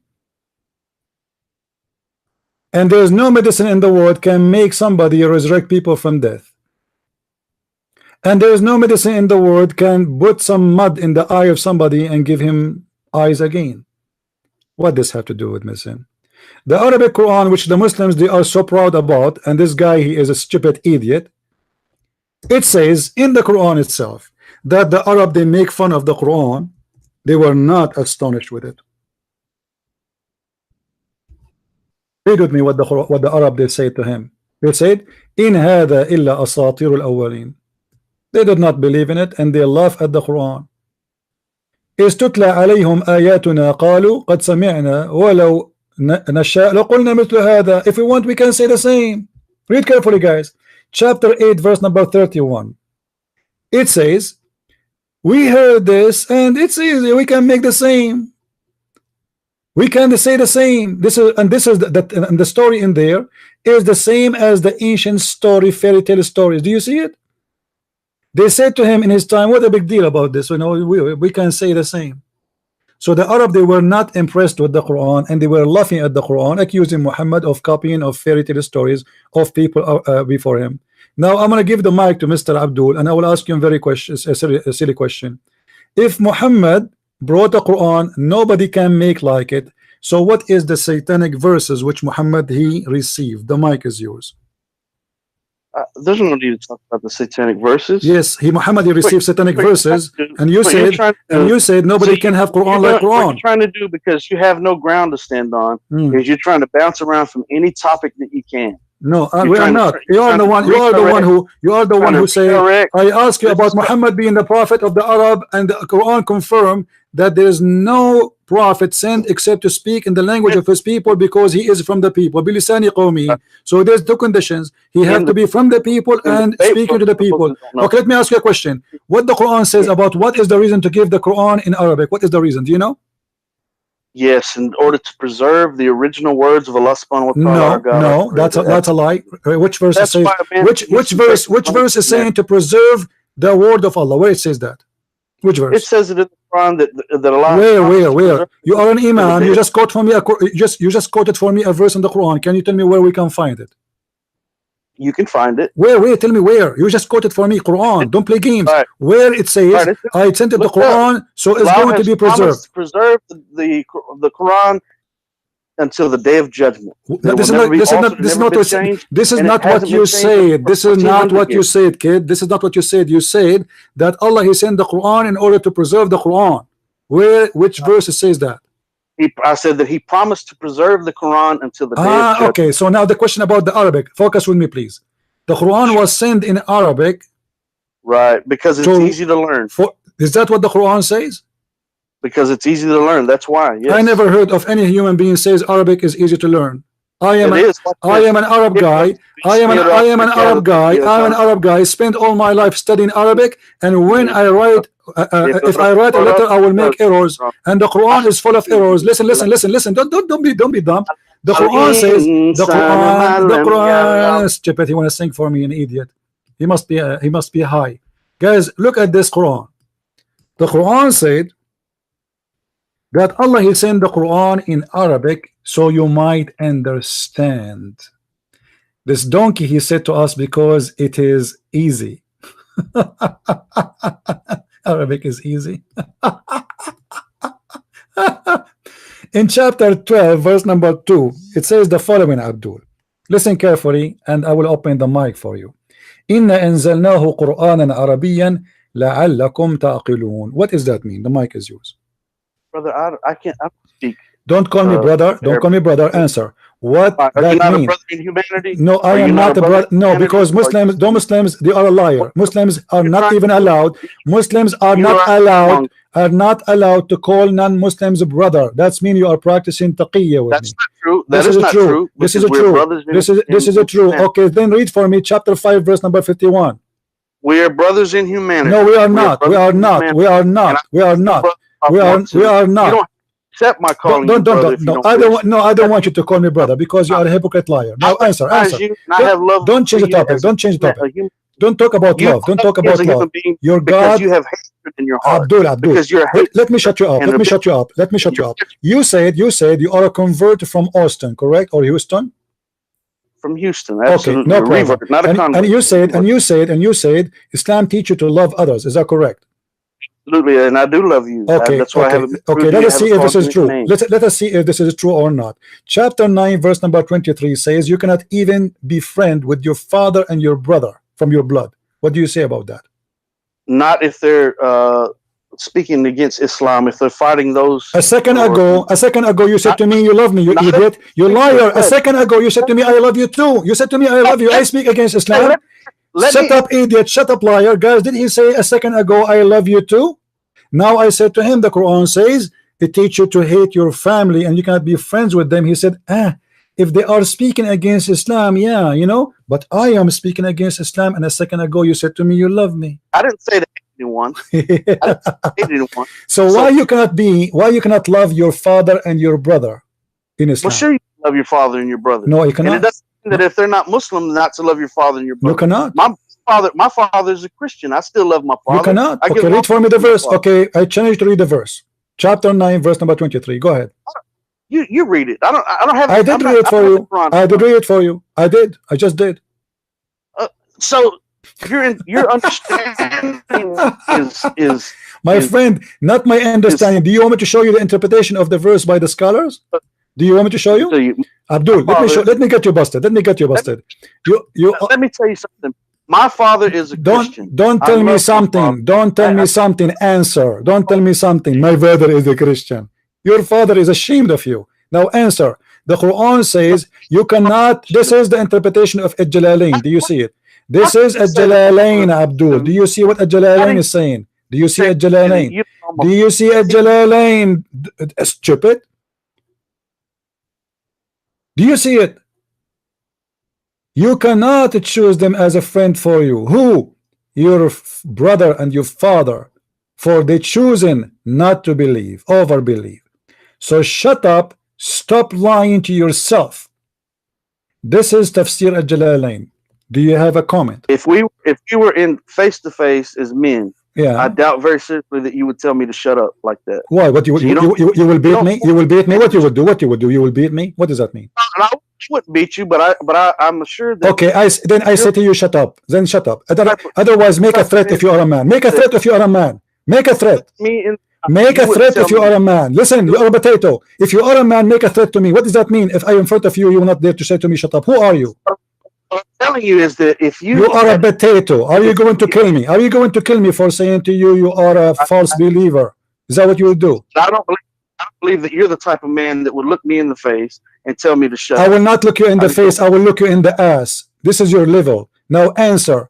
This is the interpretation. This is the interpretation of your prophet, and this is the interpretation of the Quran. You cannot take your friends. You cannot take your friends from your father and your brother. Why? Why you lie to me? You says Islam teaching you to love. Right. Absolutely. Absolutely. We love everyone. Why not? You are a liar. You cannot take your father as a friend. Why you are lying? My father is my friend. He's my best friend. Abdul, I'm quoting you for Quran, chapter 9, verse number 23, and this is the interpretation made by Muslims. Right, but you have to read the verses before my and friend, the verse after. I can, no problem. Go ahead and read 10 verses before and read 20 verses after. And this is the interpretation of the verse in the front of you will not change anything, because interpretation for the verse is interpretation for the verse. I'm not giving you my own. It's talking about those who are oppressing the Muslims at that time. Abdul, so no. Listen. Okay, listen. No, you listen. Listen. You are a liar. Show me where it says. Show me where it says in the interpretation. Those are oppressing the Muslims. Can you show it to me? All right. Those who are oppressing the Muslims. If you don't have an understanding about that, then you need to read a little bit more. You need to learn, open your mind, and learn how to study. Okay. What about chapter 5, verse number 14? What about chapter 5, verse number 14? What about chapter 5, verse number 14, where Allah, He said, they will spread hate. Allah will spread hate between the Christian. What do you say about that? Allah will target your father. Allah will target your father, your family, and He will spread hate between them. Chapter 5, verse 14. Can you read for us? You read it. I don't have the Quran. What's wrong with you? You keep saying to me you read it. You are an imam of a mosque, but you do not know a verse. I'm not. What do you want me to do? Remember every verse? You are watching YouTube. You are watching YouTube, aren't you? No, I'm not. I'm sitting here with the phone in my lap. I'm not on the internet at all. Okay. All right. Okay. All right. In chapter 5, verse number 14, Allah, He says that He is going to spread hate and enmity between the Christians. What do you say to Allah? Allah knows best. It's Allah's wisdom. He knows what He's talking. What is the wisdom? Okay, I want to learn from you. What is the wisdom? What is the wisdom to spread hate? What is the wisdom to spread hate? What is the wisdom, Abdul? What is the wisdom to spread hate between the Christians? What is the wisdom? Why do you keep calling me Abdul? Because you are Abdul, aren't you? Aren't you the Abdullah? I am Abdullah. So you are Abdul. Now continue. What is the wisdom? What is the wisdom? What is the wisdom to spread hate? What is the wisdom to spread hate? Abdul, what is the wisdom to spread hate? I'm asking you, I insist. You could not give me a quote from Dr. Moore. Can you find me the answer of Dr. Moore about Allah and the wisdom of Allah and the science of Allah to spread hate in earth? What is the wisdom of that? To commit more crimes, so people, they will kill each other. People will rape each other. What is the wisdom to spread hate? Explain to me. Well, what you need to do is you need to read the verses before. I did. No problem. Go ahead. Read 10 verses before and 10 verses after. I challenge you. Well, go ahead. Read it. You've got the Quran. It's in the front of me. It's in front of me. It doesn't say anything. Allah, He hated the Christians. That's all. Read it. Read it. What? It say I did. I did. All people of the book, there has come to you our messenger revealing to you much as that you used to hide in the book and passing over, etc., etc. And then the verse before it says, from those who too call themselves Christians, we took a covenant, and they forget a good part of the message that we sent to them. So we string them with hate, enmity, and hatred between one to each other. What is that? Why you lie to me? You say Islam order you to love the Christians. If Allah, He spread hate between them.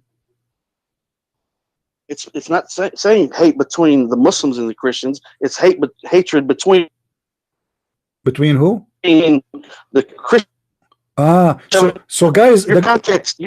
Guys, the good God Allah, He have a target and a mission to spread hate between the Christians. And what that will do, is that a good thing to spread hate between the Christians? Do you like Allah to spread hate between your brother and your father, who they are Christians? Is that what you are saying to me? let me. What I'm going to do? I've got the Quran in my hand right now, and I'm going to go ahead and give you a lesson. Okay? No, answer so you this. Sit back and listen. Answer this. No, don't give me a lesson. Answer. Do you like your God? You said you did lie. You did lie to me. You did lie to me. You did lie to me, saying that you are a convert, and your father is a Christian, and your brother is a Christian. No. So the question is, do you accept your God Allah to spread hate between your father and your brother because both are Christians? Do you agree with that? Let's go ahead and read this, okay? It says, from those two who call themselves Christians, we did take a covenant, but they forgot a good part of the message that we sent to them. So estranged them with enmity and hatred between the one and the other to the day of judgment. Okay. And soon will Allah show them what it is that they have done. O people of the book, there's come to you our apostle, revealing to you much that you used to hide in the book, and passing over much that is now unnecessary. There has come from Allah new light and a perspicuous book, wherewith Allah guides all who seek his good pleasure to ways of peace and safety, and leads them out of darkness by his will to light, and guides them to a path that is straight. So let me ask you, brother, and listen to those verses. Do you hear anything about hatred right there? Yes. Do you hear anything, or do you hear? Yes. It says clearly, he will spread hate and enmity. What's wrong with you? What do you want more? Do you see the word with enmity and hatred? What do you want more? Right. Okay. Okay. Do you agree? Do you agree? I want a clear answer from you, please. Let us not play games. Do you accept your God to spread hate between your father and your brother and your family and your mother because they are Christian? Do you accept that? No, that's not what it means. So what it means? What it means? It says that. It says from now until judgment day. From now, it says. Does it say from now until judgment day? It says until judgment day. So whoever a Christian until judgment day, Allah will spread hate between them. What you're using is what's called a straw man fallacy. You're trying to read something into the text that is not there. Your limited understanding, your inability to understand. Okay, hold on. Okay, let us do this. My friend. Let us do this. What about we go and read the interpretation? What do you think? How about we do that? Okay, which interpretation you want? Anyone you want. It doesn't matter. Okay, let's go. Chapter 5, verse number 14. And we will see all of those who they are in English, and we will see them all the one in English, no problem, just to be fair. All right, here we go. Yeah, do that. Okay. Tafsir al-Jalalain. Look with me carefully in the screen, please. Tafsir al-Jalalain. And with those who say we are Christians, this is semantically connected to what follow. We made covenant as we did with the children of Israel and the Jews, and they have forgotten a portion of that where they reminded of the gospel, or in the gospel, pertaining to faith and other matters, and they do broke the covenant. Sorry. So we have stirred up.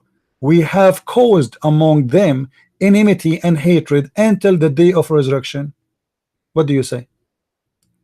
You just read the same verses that we just read. This is the interpretation. Read the interpretation. This is the interpretation, my friend. It's on the screen. Oh, I thought you was reading the commentary. This is the commentary. What I can do? This is the commentary. That's not commentary. It is in the screen. It is in the screen. Everybody can see it. This is Tafsir al-Jalalain. Do you want me to send you the link? Do you want me to send you the link? Here we go. Let me send you the. This is the commentary of al-Jalalain. Everybody is my witness. I'm reading for you. This is al-Jalalain. Because there's nothing to add. Allah will spread hate between the Christians until the judgment day. It's very simple. This is Tafsir al-Jalalain. You can look on YouTube right now and you will see it on the screen.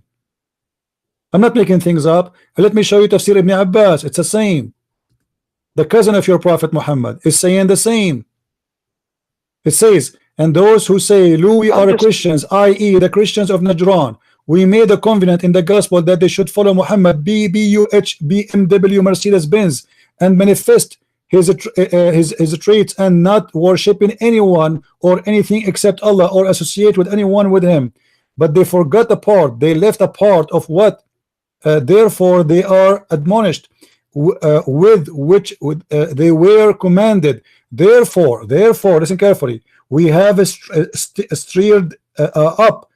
We have cast enmity, killing, destruction, and hatred in the heart among them between the Jews and the Christians, and it says between the Nestorian of Nigeria, etc. Blah blah blah blah. So what is that? Well, look, you got to look at history, and history proves it to be true. So just look at history. The history proves that the devil. Okay. Let me do you believe in the devil? Do you believe in the devil? The devil you do that. Let me ask you. Do you think if if somebody shoots somebody in the street, this is from God or from the devil? It's actually from God, and let me explain to you what it means. Okay, are you ready? From God. Well, guess what? Okay. Like you, Hitler was a Christian, right? No, he was not. No, he was not. He was beloved by Muslims. That's a lie. That's a lie. Hitler, he made fun of the Christians. Hitler, he killed the Christians, and the Muslims, they fought in the army of Hitler. The Muslims, they fought in the army of Hitler. The biggest SSS brigade, liar. The biggest BSS brigade, they are from Al-Bosnia. Okay, let me ask you. Muslims from Al-Bosnia, Muslims from Al-Bosnia, they fought with who? Against who? I'm not going to change subjects for you. Yeah, you are the one who mentioned Hitler. So don't talk about Hitler. Hitler, you Muslims, you love him because he killed the Jews. We are the one who fought Hitler. All the Arab, they love Hitler. Now go back to the topic. Your prophet, by the way, is a lot more criminal than Hitler. Hitler, he did not rape anyone. Hitler did not rape. Your prophet, he was a rapist. Don't change the topic. Now answer. He killed 6 million Jews. Abdul, it is you Muslims who killed the 6 million Jews. The Muslims, they fought with Hitler side by side. They are the one who burned them alive. And your prophet, as long as you are talking about killing the Jews, did your prophet say that time will come and a Jew hide behind a tree or a rock, and the rock and the tree will say, there's a Jew behind me, kill him? Yes or no? Apparently that happened because 6 million Jews were killed. So this is your prophet order. This is your God order. Are you agreeing that Allah is the devil? A second ago you were accusing me to be Hitler, but now we found that Hitler, he was the rock and the tree of Allah, and he was calling the Muslim to kill the Jews. Apparently you don't understand your inability to comprehend. My friend, answer. Is it why Allah saying that you should kill every Jew in this earth? I thought you love the Jews. Do you love the Jews or you hate the Jews? Answer, please. Mujahid. Do you love the Jews or you hate them? Do you love Hitler as a Christian? Okay, so now you are saying, okay guys, be my witness. This guy is saying that Allah, he made Hitler, he is a Christian. Hate the Jews and kill them. Do you say that? Are you saying that? They did. He didn't make them do anything. Man has the freedom of choice. No. He said no. The verse says, Abdul, shut up, son of a mutah. It says we string them. Who is the one saying we? Allah. So don't fool yourself. And you are the one who said, obviously Allah, he made them say do that. So you are saying Allah is Hitler is the servant of Allah. Now, as long as you admitted that Hitler is serving Allah, how that Allah is a good God? By killing and making war. Second war is the worst war in the history of humanity. People killing each other. And you just admitted that this war happened because Allah, he stringed the hatred between the people. The mic is yours. Not say anything you just said. You said that. No, everybody, it's recorded. People, they will hear it. It's recorded. It is recorded. It is recorded, liar. People, they can just go a few seconds back and they can hear you. You are the one saying, obviously, it happened. Allah, he made that happen. So Hitler, he killed the Jews. Okay, who is the? Okay, hold on. Let me get you busted. Let me get you. Shut up. Let me get you busted right now, right here. Your prophet said that a human being, he have no control of his deeds,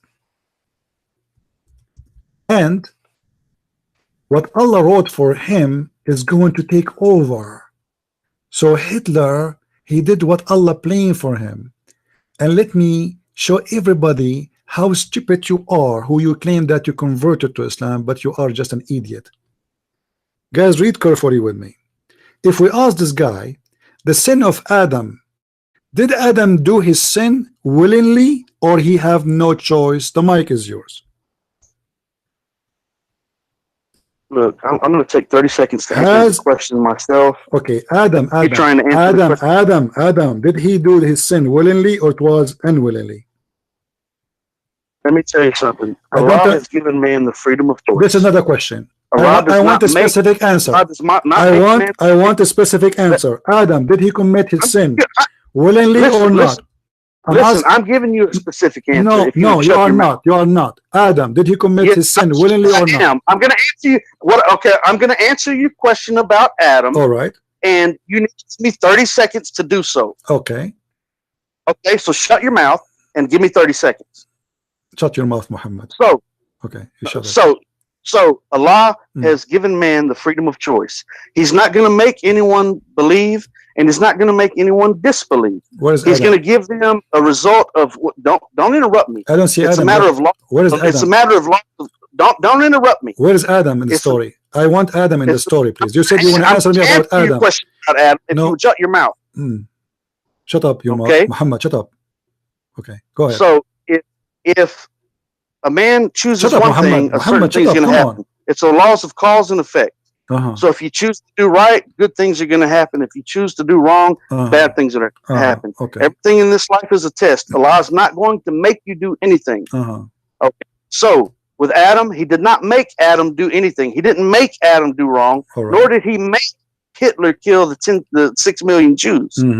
As he did not make them do that. But because he did that, because of their disbelief, because man chooses to do wrong, because man makes bad decisions, then certain consequences take place.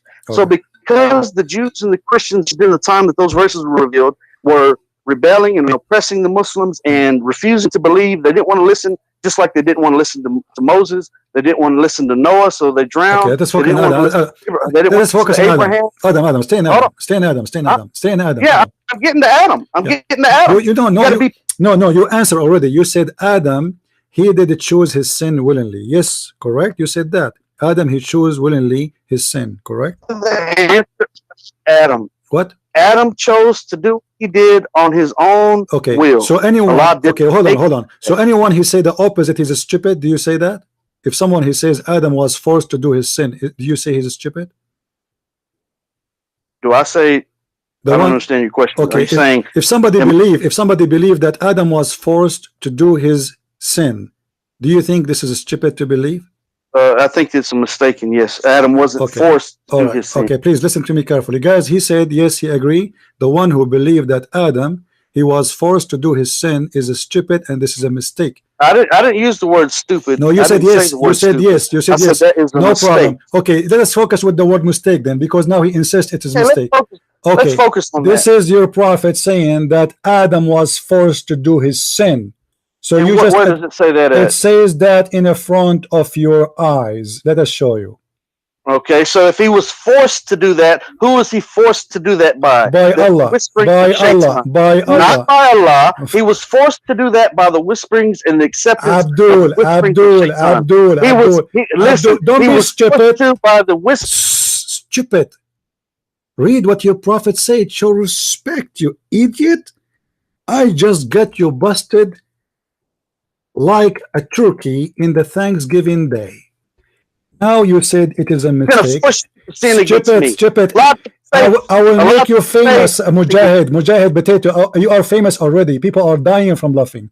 Here we go. Read with me, Abdul. Potato, read with me. Europe, let me read for you. Shut up. Shut up.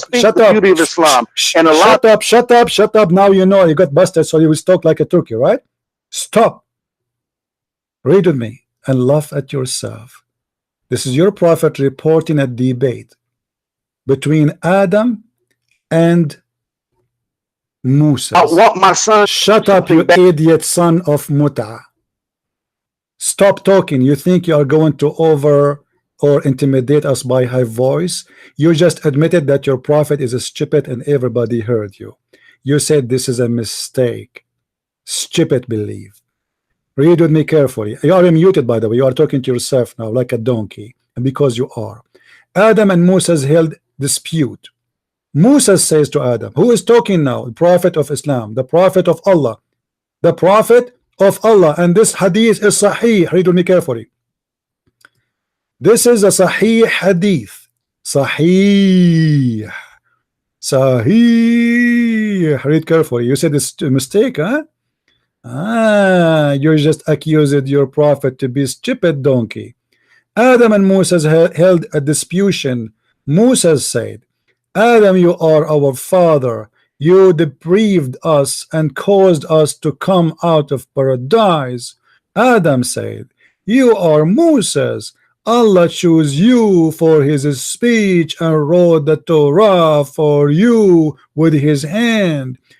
Do you blame me for doing deed which Allah had decreed that I should do 40 years before he created me?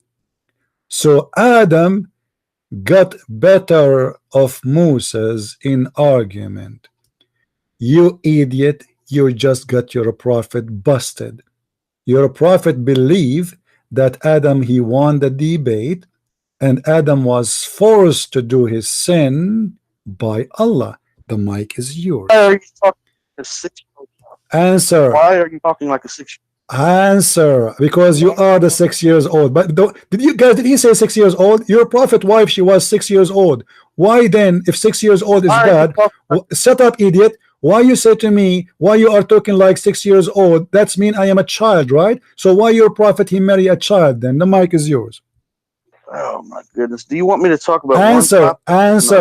Why you call me 6 years old if this is a shame to speak like a 6 years old chair? So why a prophet of God, he is 54 years old, having sexual relationship with a child, she is 6 years old? Just as I anticipated, your intellect is. You are stupid. Now you are trying to escape. Don't say.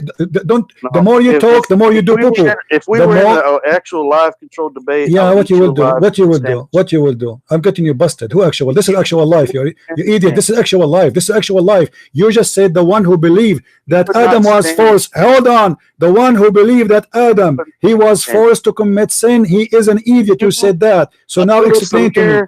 Why you're a prophet is an idiot? Answer, Abdul Potato. You are famous already. People they will take this video and post it everywhere. You are busted. You just admitted your prophet is making a mistake. How you do that? I never said that. You said that. You said whoever believed. You said it is recorded. You said whoever believed that Adam was forced to do sin, this is a mistake. Adam was forced to do sin by Shaitan, not by Allah. Read with me carefully. Your prophet don't agree. So you are saying your prophet is a liar. Muhammad, peace and blessing be upon him, did not say that. He said that. He said no. He said Adam, he won the argument. He won the debate. Adam, he said to him, do you blame me for a sin written by Allah for me 40 years before my creation? So Adam, he got better argument from Moses. This is what your prophet said. Brother, look. Adam was deceived. What? Adam was deceived by Shaitan. No, your prophet says the opposite. Your prophet, my friend, your prophet says Allah, he is the one who wrote the sin of Adam 40 years before creating Adam. What hadith is that? I'm showing you. Okay, let me show it again to you. This is, I can show it to you in many books, and this is Sahih. Everybody can see in the screen, guys. Do the word Sahih appear? Is the word Sahih appearing there? It is there, right? It is Sahih, volume number 1, book number 1, hadith number 80. This is Sunan Ibn Majah, and this is a Sahih hadith. And again, we can show it to you in Ibn Dawood. We can show it in other books. I heard Abu Huraira. Listen, it's for certain. One thing is for certain that I don't hear you. What? We lost you. What? To deal with the person, and saying that, despite what hadith you're reading, okay, one thing that you're not going to read in this hadith is that it's not going to say that Allah caused Adam to it says that. It says that. Are you deaf? Are you deaf or what? Are you deaf or what? Let me read for you. Stupid. Stop.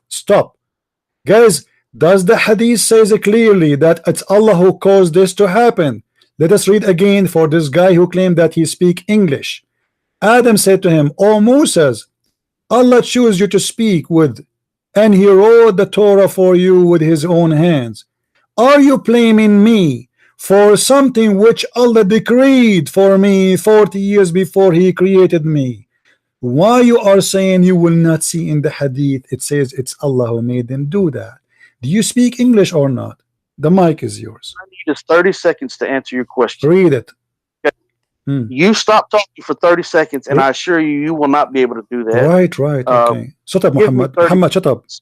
This is not me, by the way. I have two personalities. Sometimes I am Muhammad. Sometimes I am Adam. And right, so you've got a split personality. Right. Yeah. Because Muhammad. Okay. Let me ask you a question. This is a private question. Sometimes I imagine myself having sex with my wives, but in fact I never did. What do you think my problem? Brother, you got problems far beyond that. What do you think the problem? If I am having this problem, I imagine myself having sex with my wife, but in fact, my wife she never. I don't want to talk about you and sex with your wife. But do you think this is this? Do you think this is a? Do you think this is not appropriate topic? Do you think it's not appropriate to talk about it in public? I don't think it's appropriate to talk about it in this conversation. It has nothing to do with what we're talking about. Okay, but what do you think of me having? I don't care about you having sex with your wife. No, I want to advise you because I am suffering from a problem. I imagine myself having sex with my wife, but in fact I did not. Well, that's your problem. You agree it's a problem? Well, I agree. You might need to see a psychiatrist for a multitude of reasons. Okay, thank you very much, guys. He said the one who have this problem, he have to see a doctor for obviously he have a mental illness. So how you explain to me your prophet saying the following? And his wife saying the following, that the prophet he imagined himself having sex with his wife, but in fact he never did. Maybe he had a dream. I don't know what hadith you're talking about. It says that he was. It says he was bewitched. It says. Like you're going to find any. It says Abdul. It says. Listen. A second ago you said I need to see a mental doctor. Your prophet is the one who is suffering from this. Shut up. You are an idiot liar. You do not know your prophet is suffering from this problem. So a second ago I should see a doctor. Now it's okay. Huh? Maybe it's a dream. It is not a dream. Read what his wife she's saying. You are muted, by the way. Don't talk. The prophet continues for such and such a period, imagining that he slept, has sexual relationship with his wives. In fact, he did not. The mic is yours. Right. See how you're going all over the place? Well, I get the answer. I got you busted in Adam. We are done. No, I never did get finished answering the question. You said already. Whoever believed that Adam forced to commit sin is a stupid. You're a prophet. Your prophet is a stupid according to you. Thank you very much. You said that. The hadith in front of me. Do you want me to give you the? Do you want me to give you the hadith so you can read it for us on your side? Let me give it to you. Hold on. Let me give it. I don't need it. No, you need it. No. It's not an issue. My friend, I insist. I want you to read it. Go ahead. Here we go.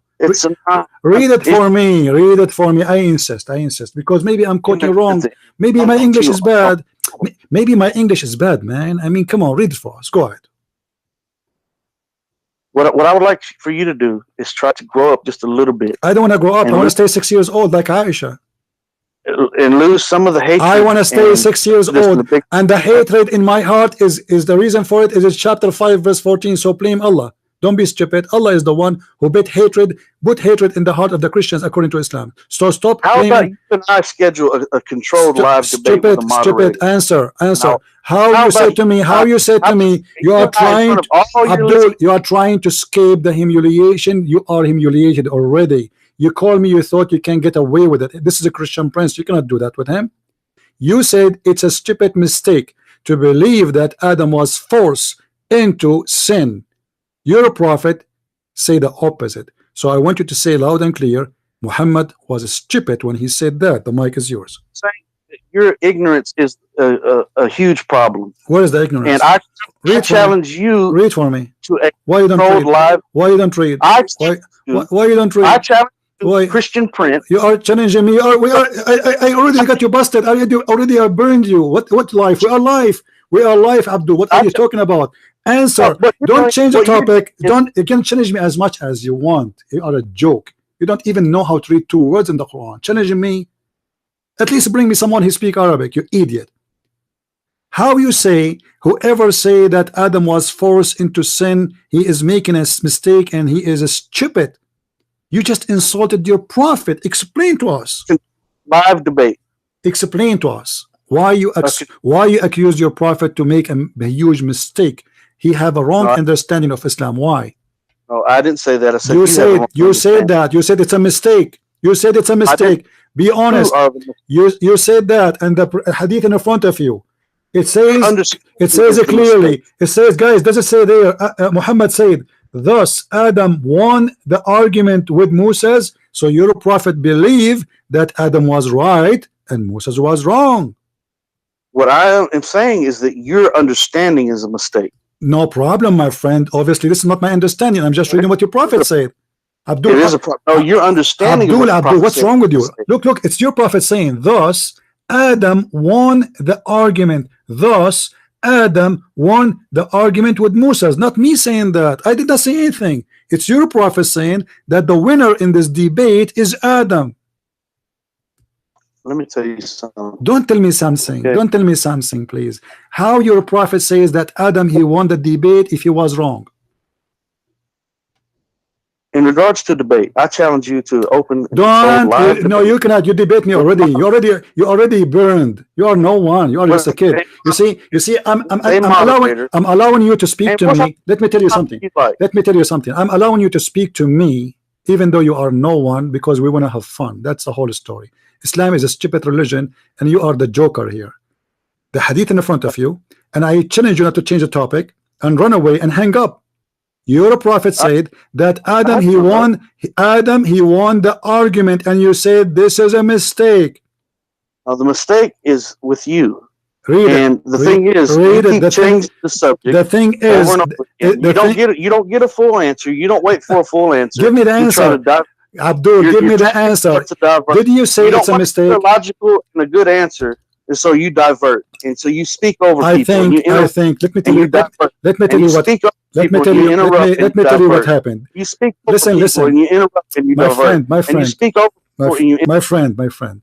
I told you that I have a problem. I imagine myself having sex with my wife, and you told me to see a mental hospital. But when you learn in a second that this is what your prophet suffering from, suddenly it's maybe a dream. But the hadith doesn't say it's a dream. This is something Muhammad, he suffered during daytime and never was a dream. It was a black magic. Somebody maybe took some hair from his ass and he controlled him by the remote control, which is a hair remote control. You are a hypocrite man. What is right is wrong. What is wrong is right. When you learn that the one is doing that is your prophet, suddenly imagining yourself sleeping with your wife, but you are not doing that. It's just a dream. But a second ago it was you should see a doctor. When I asked you about Adam, you said, you know, do you think really Adam was forced to commit sin? Whoever say that, he is making a huge mistake, and this is stupid. And when I showed you that your prophet says that, you don't want to talk about it. Why? The mic is yours. Let me explain something to you. Explain. I've been talking to you about it, and I've been trying to answer these questions. You did not. And you continually interrupt me. You did not. Okay. You know what? Okay, guys, let us make a deal. Hold on. Let us make a deal. I want you to read the hadith by your voice. I will give you 10 minutes. 10 minutes. I will not talk as long you don't change the topic. Do you promise? Won't speak for 10 minutes. Do you promise? I will not, as long you don't speak. As long you don't change the topic. Do you agree? You won't speak for 10 minutes. 10 minutes, as long you don't change the topic. Do you agree? The topic is from what? The topic is the hadith. 5 or 6 different topics. The topic is the hadith about Adam committing sin forced by Allah. Okay, let's keep it there. Let's talk about that. You want to? Open the hadith. Okay, open the hadith and start reading, please, and then explain to us. No, I'm not going to open any hadith. I don't have a hadith. Then shut up. No, I gave it to you in Skype. The link is there. You have no excuse. I'm not looking at the. You have to look. Why not? Click. Why you don't look? Why? Are you in the bathroom? No, I'm not in the bathroom. So why you don't look? The phone in my lap. Okay, so what? So what? The phone in your lap. Click at the link and read it. How we are going to explain to me the hadith without reading the hadith? Are you an idiot? I'm not going to explain to you the hadith. So what? So what you are going to explain to me then, stupid idiot, guys? I told him I will give you 10 minutes as long you read the hadith for us and you explain it. And he says I'm not going to read it. So how you explain something you did not even see? Are you stupid or what? I don't need to read. Why you've already read it? You want me to read it again for me? No, I want because I don't understand it according to you. So I want you to read it. How about you give me 10 minutes? If you read it, start with reading. I know. How about you? No, I want your voice to be recorded. Reading this hadith. You got it? I want your voice to be recorded reading this hadith. The 10 minutes started, and you start your first minute by, or first 5 minutes, it's up to you how long you take the hadith to read. Maybe you are slow like your prophet, by saying it was narrated that. Do you understand? So if you don't start with that, I will cut you off. So start reading, please. 10 minutes start right now. It's 9:10 p.m. my time, your time. It was narrated. You continue. The mic is yours. That's not going to happen. I don't have the hadith. Then shut up. You have the hadith, you liar. I gave it to you in Skype. You are a liar. I gave it to you in Skype. Don't tell me I don't have the hadith. Let me show everybody. It doesn't bring up the let me show everybody. This is your Skype. This is your Skype, you idiot. Yes, I show it to you in Skype. Here we go. Everybody can see Skype, guys. Is the hadith appear in the front of this guy? Do you see it in the screen? This is your Skype. Everybody can see I posted the hadith for you, so you have no excuse. Start reading the hadith. Why you are making a problem about reading the hadith? What's wrong with you? Why you don't want to read it? Telling you is that I cannot see the hadith. All I see is the little symbol for your it says debate TV. That's all I see on my phone. My friend, no, you see. Okay, let me. Okay. Hold on. Potato. Hold on. Hang up and click at the link. You will see it. Hang up. Here we go. I just posted the hadith again for him. Here we go. I will show you guys in the screen. Do you see it? His name, Mujahid Kibi Moore. And this is the hadith in his Facebook. Don't tell me I did not give it to you. Liar. Don't say I did not. Now, let us talk again.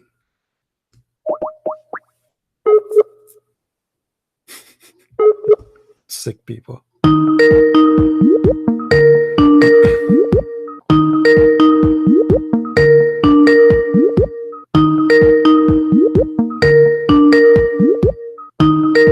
He's not answering.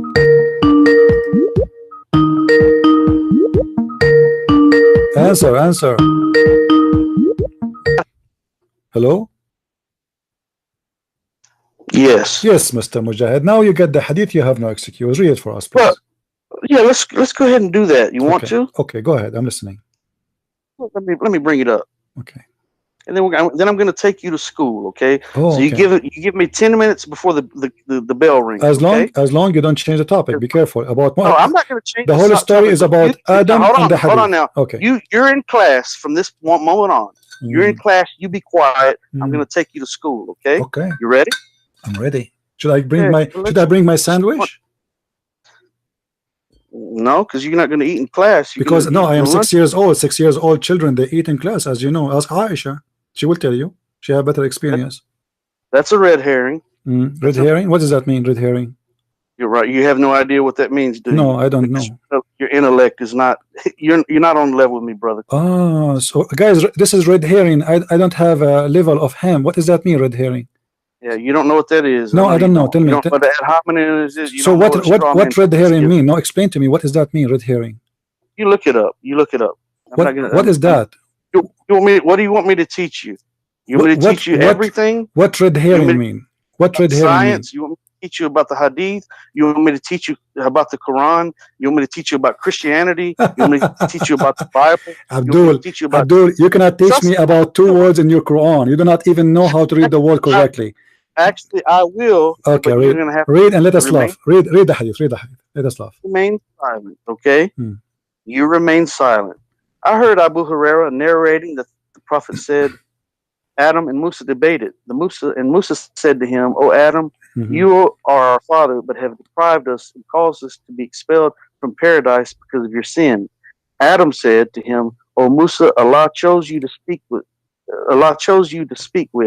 and He wrote the Torah for you with His own hand. Are you blaming me for something which Allah decreed for me 40 years before He created me?" Thus Adam won the argument with Musa. Now don't talk. Don't talk. Now what I'm going to talk to you about is the laws of cause and effect. Okay? And so what I'm going to use is the example of someone that is a coach on a sports team. And this coach has someone that he wants to play on his team, and he tries to force him to play. Okay. He tries to force him to play. What good is that going to do the coach or his team to force him to play? He can't force him to do anything. Oh boy!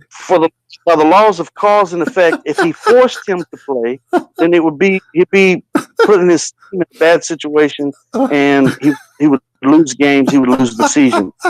In the matter of laws of cause and effect, Allah has revealed in the Quran that He allowed Shaitan, and it says that because you have set me straight, it says in the Quran. And Shaitan speaking to Allah subhanahu wa ta'ala saying, "But set me straight, I'll wait man on your straight path, and I will attack from before him and from behind him, from his right and left. You will not find most of them faithful. You will not find most of them." We pray in Islam. We say, "Hold on. Your voice is gone. We cannot hear you. Your voice is gone. What couch and what game? And your voice is gone. I'm not interrupting you, by the way. Your voice is gone. We cannot hear you. Are you there? Are you there? Hello? Yes, are you just interrupting me? Or are you trying to... No, your voice is gone. We cannot hear you. Even now it's cutting. We cannot hear you. People are my witness. Well, can you hear me now? Okay, I hear you now. What couch? What the couch have to do with this? Allah is the couch here? I didn't think about a couch. Yeah, no, you speak about... the laws of cause. You said the football. I said the law. You said a fall, like a football something. What happened? Who is the one? Can you repeat again what you said from the beginning? Because your voice was we were losing your voice. Can you say it from the beginning, please? Can you use it from the beginning? I'm giving you extra time. Don't worry. Yes. Say it from the beginning, please. Go ahead. Okay, I will say it from the beginning. Can you hear me? Yeah. Can you hear me just fine? Yeah. Okay. From the beginning. You said the word coach, correct? There's a coach. Did you say the word coach in the beginning? Who is the coach? Who is the coach? Yes. Who is the coach? Allah? Hold on. Let me. Don't interrupt me. No. You're in class. No. I'm not interrupting you. I want to know what do you mean by coach. I don't want to waste my time later. Who is the coach here? Who is the coach? I'm going to tell you again from the beginning. Okay, if you would shut up. But if you don't mind, please explain to us who is the coach in this story. Who is the coach in the story? Explain to us, please. Listen. What's wrong with you? You said the word coach. I want to know who is the coach in the story. Don't tell me. Don't throw words without explaining. Who is the coach? Is that Allah? The mic is yours. I'm going to explain. Do not interrupt me again. Okay, start with coach. Okay. I'm going to start where I started initially. You don't tell me where to start in my lesson. I'm giving you the lesson. You're sitting in school, and I'm going to take you to school. Okay, so you listen. I'm listening. Who is the coach? Who is the coach, you idiot? Who is the coach here? Are you calling Allah as a coach? Listen to what I'm telling you. Who is the coach? Answer.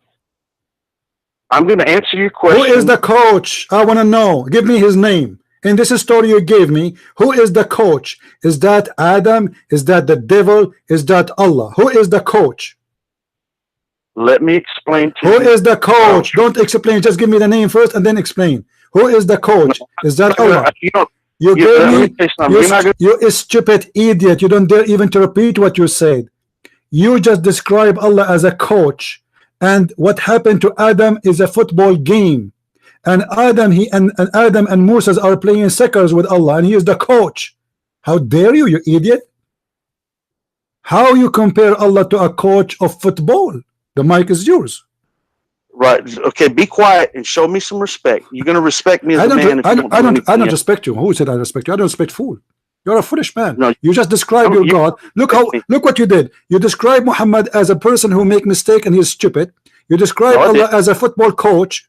This is what you did. This is what you did. You said whoever believed that Adam was forced to do sin, he is making a mistake and he is an idiot, stupid. And now you are comparing Allah to a football coach. Can't give me 10 minutes, can you? You just can't do it. Okay.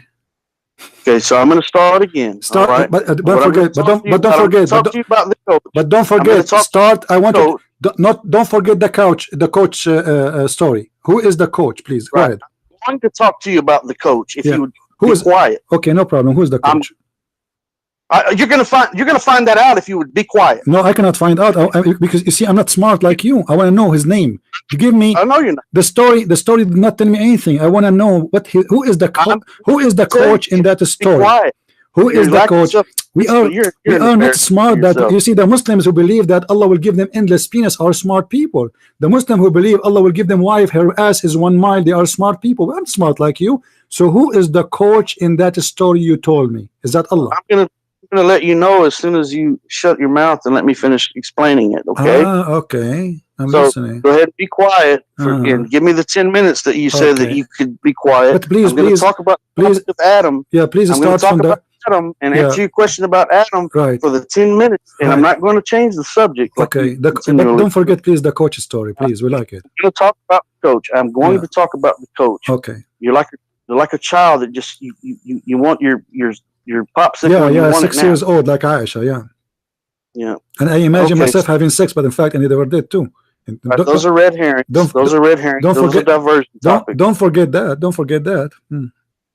Okay, so here we go. You ready? All right. So, in the laws of cause and effect that our God, our Creator, has set in place, you do believe in God, right? Our Creator, right? Are you reading an article? This is me. I'm speaking. Because do you believe in our Creator? Because how you can repeat the same words again twice if it's not an article? Because it's me saying it. It's me saying it. Wow. That's why. It's my thought. Okay. So if we search now in Google for the word you just said, we will not find an article about it? Absolutely will not. Man, okay, go ahead. You're pathetic. Okay, man.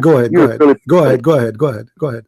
In the laws of cause and effect that Allah subhanahu wa ta'ala, our God, our Creator, has established, if you choose one thing, a certain thing is going to happen. A certain action is going to follow. One action is going to create a reaction. If you make another choice, another set of circumstances is going to take place. Okay, so equate that to a coach who is the coach of a sports team, and he has a person that he wants to play on his team, and he tries to force him to play. Well, what good is that going to do? It's not going to do any good because it's going to actually be a detriment to the coach and the team because the person is playing half-heartedly. I bring this up because Allah subhanahu wa ta'ala tells us in the Quran, there's no compulsion in religion. So Allah is not going to force us to do anything, but He has established certain laws of cause and effect to where if a man follows the straight path, then good things happen in this life and the next. And if he doesn't follow the straight path, then other things are going to take place. And sometimes in life, man is going to make mistakes and he gets off the straight path. And by the laws of cause and effect, he turns back to Allah. He gets back on the straight path. It's laws of cause and effect that are all dictated by man's choice. Okay, so, and that includes the prophets, peace and blessings be upon them all, that we believe that we're actually sinless in regards to the types of sins that we create as normal human beings.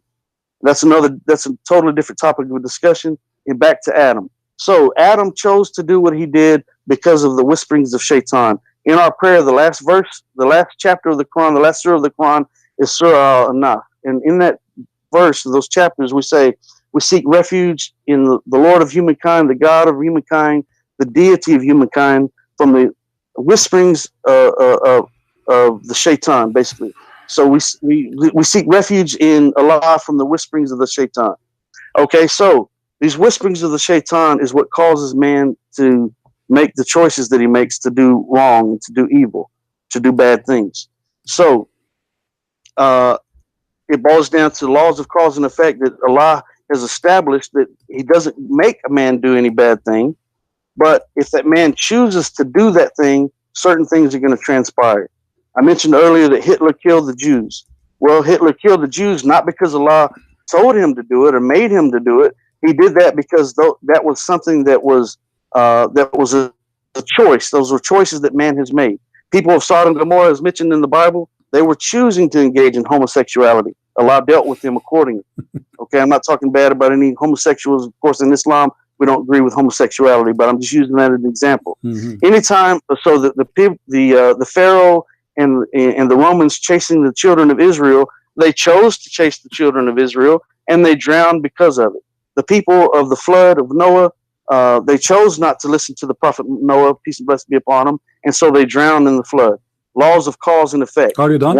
Are you done? Oh, no, I'm not done. Because you're ignoring something very important. Your prophet said. I'm not ignoring anything. No, your prophet said. No, I want you to go to what your prophet said. Don't give me a speech about things that have nothing to do with my topic. Your prophet said that Adam won the argument. What does that mean? That's what I'm getting to. But you can't interrupt me in the midst of my conversation. No, tell me what does that mean. Don't go and speak about me in the midst of my answer. What Goma Amora have to do with this? What Hitler have to do with this? Answer me. Forrest, I told you, I promised you, I will not disturb you unless don't speak about things have nothing to do with Adam. Focus in Adam's story. Stupid. I told you, as long you don't speak about anything except Adam. Focus in Adam. The story of Adam is enough. We do not need Goma Namora. So, your prophet said Adam won, which means the excuse Adam he gave was right. The mic is yours. What I'm telling you, I'm going to answer your question about Adam if you give me time to speak. Don't answer my question about Adam. I want you to shut up your prophet, because he is the one who said Adam is right. The mic is yours. Well, answer the way you want me to answer. You're not going to understand. I need to be able to break it. I don't care if I understand or not, because I will not understand a Muslim. Muslims are crazy people. Your prophet said Adam, he won the argument. How he won the argument if Adam was wrong? The mic is yours. Okay, let's see what the Quran says. It says, for those who disbelieve, it matters not whether you warn them or will not warn them. They will not believe. Allah said still over their hearts. Let me tell you how stupid this phrase is. Because this phrase, Muhammad, he said to the unbelievers, and later they converted to Islam. That means Muhammad was a stupid fool when he said that. As an example, all those who they are Muslims in the time of Muhammad, they used to be not Muslims before when he said that verse. So that verse was a false prophecy that they will never believe. Now answer, how Adam is right when he just said, do you blame me for what Allah he decreed for me 40 years before my creation? He did not say for what Shaitan decreed for me. He said what Allah decreed for me. Your mic. Right, through the laws of cause and effect. Those of cause and effect. Allah allowed Shaitan when he was cast out of paradise, he told Allah, he said, because you've sent me astray, I will lie in wait for man on your straight path. Okay, hold on. Did you say that Allah he said? Did you say that Allah he led Shaitan astray?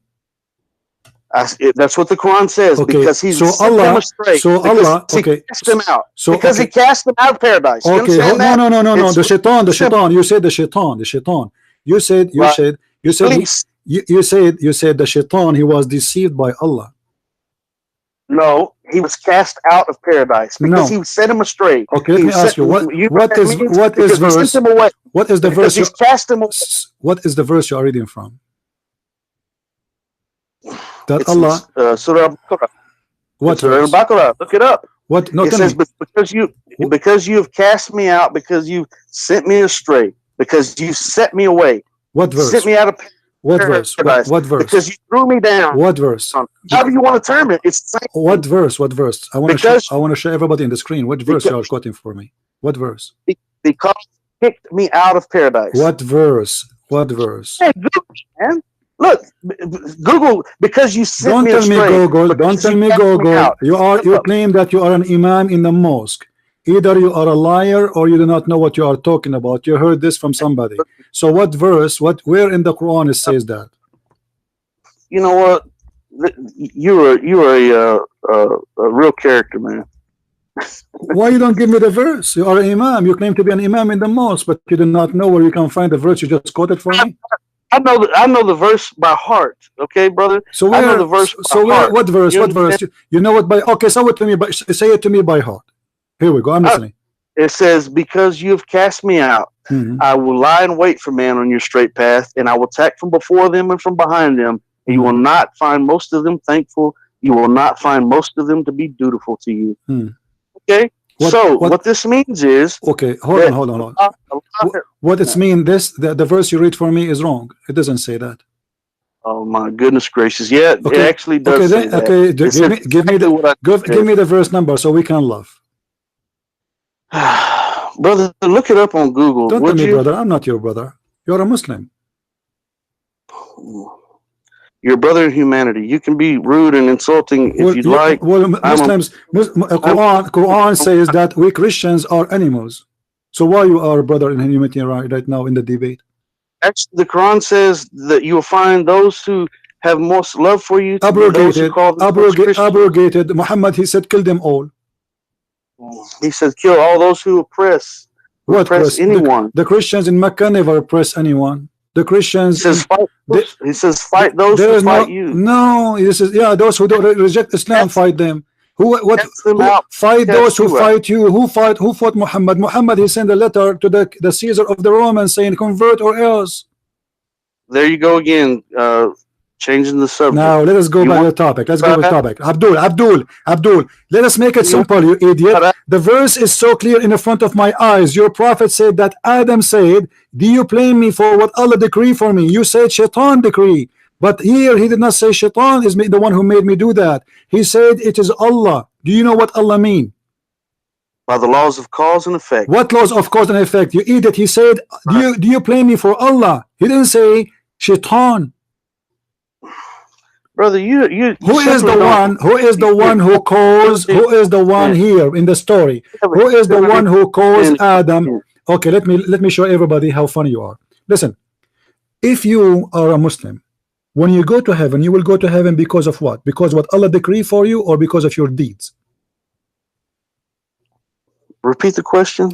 You as a Muslim, when you go to heaven, you will go to heaven because of your deeds as a Muslim, or because what Allah decree for you? I will go to heaven based on the mercy and the grace of Allah subhanahu wa ta'ala. This is not the question. That's my answer to you. No, question. It's not the question. So are you saying the Quran lying? Because the Quran says those who do good deeds. The Quran says those who good deeds, they will have heaven. Those who say okay, so based on the Quran, it says those who do good deeds and do righteousness, they will go to heaven. So people do good deeds all the time. Okay, but that's not the only criteria. The question is okay. So the question is okay. Why somebody will go to hell? Explain to me. Let me go. Let me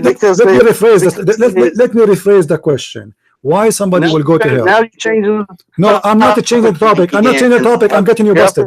I am getting you busted. You are today. You are my joker. You are. Don't try to run.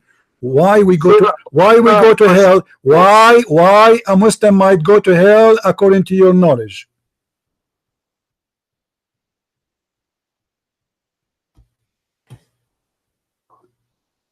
That's a straw man fallacy.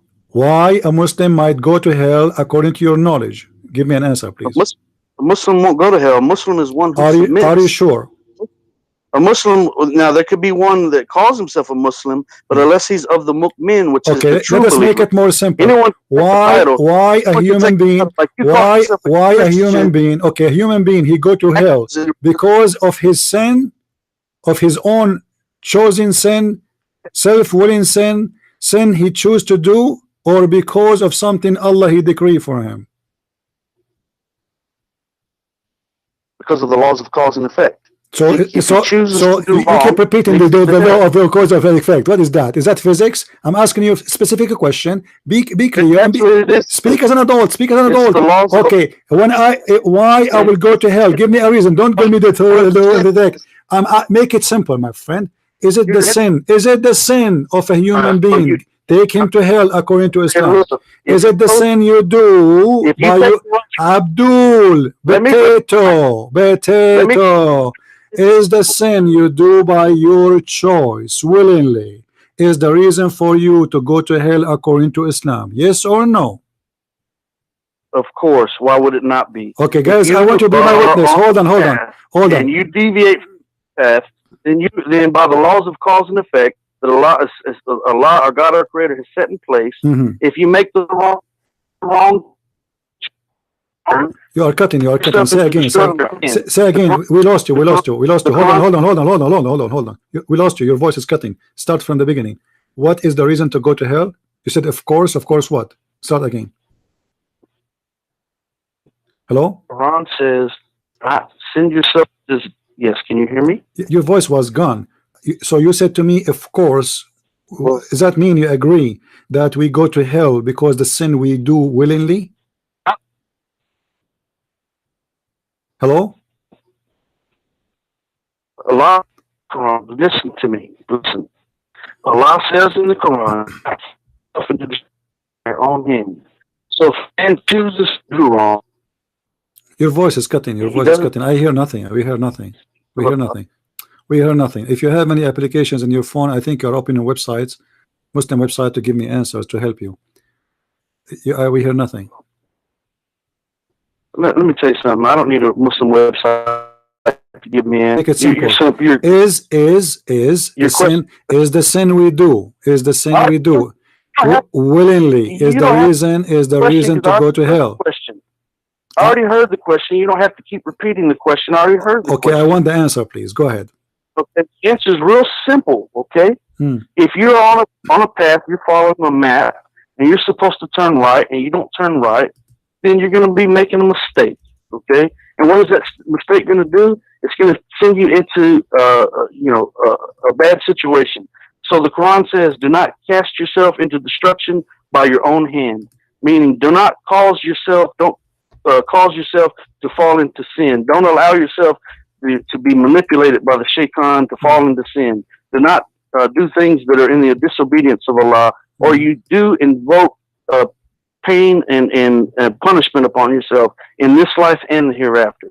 So a person's deeds and actions absolutely have a bearing on what happens on the day of judgment. But it's only by the mercy of Allah that we make it to heaven. So that means that a person could give to charity all they want to in this life and give donations and all that, but that doesn't mean they're living in their life in the obedience of Allah, because just because they give donations and give to charity, in one aspect of their life, they may be an adulterer, they may be a murderer, they may be a rapist, a child molester. There's a whole bunch of different things they could be. And so those few acts of kindness and charity are not going to be enough to do it. Okay. A person has to. What is my answer? What is my answer? You see, you're giving me a speech until now I get no answer. I understand nothing from what you say. The answer is that you have to be of the mu'min, the true believers. Okay, so if you're a true believer and you live in the obedience of Allah, then you trust in His mercy. Let me make it simple. Let me make it simple. If somebody believes that a baby child, he's a Muslim, he's born of a Muslim family, is he going to go to hell or to heaven? Not automatically, he's not going to heaven. Automatically will go to heaven. Are you sure? No, I didn't say that. I said not automatically. He's not going to heaven automatically. Why he will not go to? Why he did not commit sin? Because he has to live his life in the obedience of Allah. So where he will go now? He's a child. He's a son of a Muslim man. You're saying that he died as an infant? Yes. If he died as an infant, yeah, he's going to heaven. So there is no way anyone will believe in such a thing, because that will be stupid, right? I don't understand what your question is. You just say. Are you saying if a newborn baby died, where does it go? It goes to heaven. Who told you the newborn baby goes to heaven? Is that according to Islam? Is that according to Islam or according to you? That's common knowledge. That's common sense. So you are saying to me the common sense. So anyone who speaks something else, he will be stupid. How can a baby that has committed no sin be guilty? Your voice was cutting. Say again, please, Mujahid. I didn't hear you. How come a baby what? What I'm saying, a baby that has committed no sin is sinless. Therefore, the baby is going to heaven. That's common sense. So, but is that based on Islamic teaching, or you are just guessing? I can't find anything in the Quran or the Hadith that say that in specific, but I'm sure it's addressed somewhere. But so, if somebody believes that a baby infant he will go to hell, do you think he is making a kind of stupid argument? Why would a baby? I don't know. I'm asking you. One baby that died, an infant, go to hell? Well, like there's some religions they believe that babies can go to hell even if he's an infant. So do you think they are wrong and they are stupid? As a Muslim, I don't believe that. Okay, so but this is wrong, right? As a Muslim, I don't believe that. Yeah, but is that wrong to believe that a baby he will go to hell if he die and he's a baby? He did not commit sin. People can believe anything they want to. I'm telling you what I believe, and I don't believe that's to be the truth. Yes. So this is not the truth. This is false. Anyone believe? I don't believe as I'm speaking for me. I don't believe that a newborn baby that dies is going to hell. Why would it? Common sense and logic tells you that no, that's not the case. Why would it? You know, you keep saying to me, I believe me, trying to separate yourself now from being an imam. So I'm asking you. No, I am a Muslim, and I'm telling you, as a Muslim, okay, in my belief, I'm not speaking for all Muslims because there may be Muslims that think something different. I don't answer for all Muslims. I answer for me as a Muslim, and I'm telling me as a Muslim. Okay, I want you to give me the opinion of Allah according to Islam, not just you. According to Islam, if somebody believe there's a baby, he die, but he will not go to heaven, what do you think? He's wrong? Why would a baby that died? Don't tell me why. I'm asking you a question. You are the Muslim. For me, I already answered. I'm not going to spin around. I want you to tell me. I answered your question. Okay, I don't believe. I want you to give me an answer as a Muslim, not as me. No, I'm telling you that I don't believe that. Okay, the correct Islam. Is that the correct Islam opinion, or this is your opinion? That is what I'm telling you as a Muslim. That's what I'm telling you. So as a Muslim, this is Islam. So this is okay. So this is based. I don't answer for all Muslims. I answer for me as a Muslim. If a Muslim, he believes in this. I'm not going to answer anything else about the Shia. As an example, hold on. Okay, I don't care what Shia anybody says. The Shia believe. Okay, hold on. If a Shia he believe. If a Shia Imam, hold your horses. If a Shia Imam believe that an infant he will go to hell, do you think that the Shia is teaching wrong? I would question that Shia about why he believes that, and I would have a conversation with him, a logical and peaceful and meaningful conversation with him about. Are you going to tell him? Are you going to tell him? Are you willing to tell him it's wrong? Are you willing to tell him it's wrong?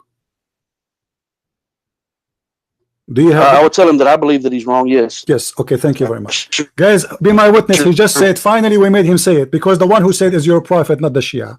Let me get you busted again. This is your prophet.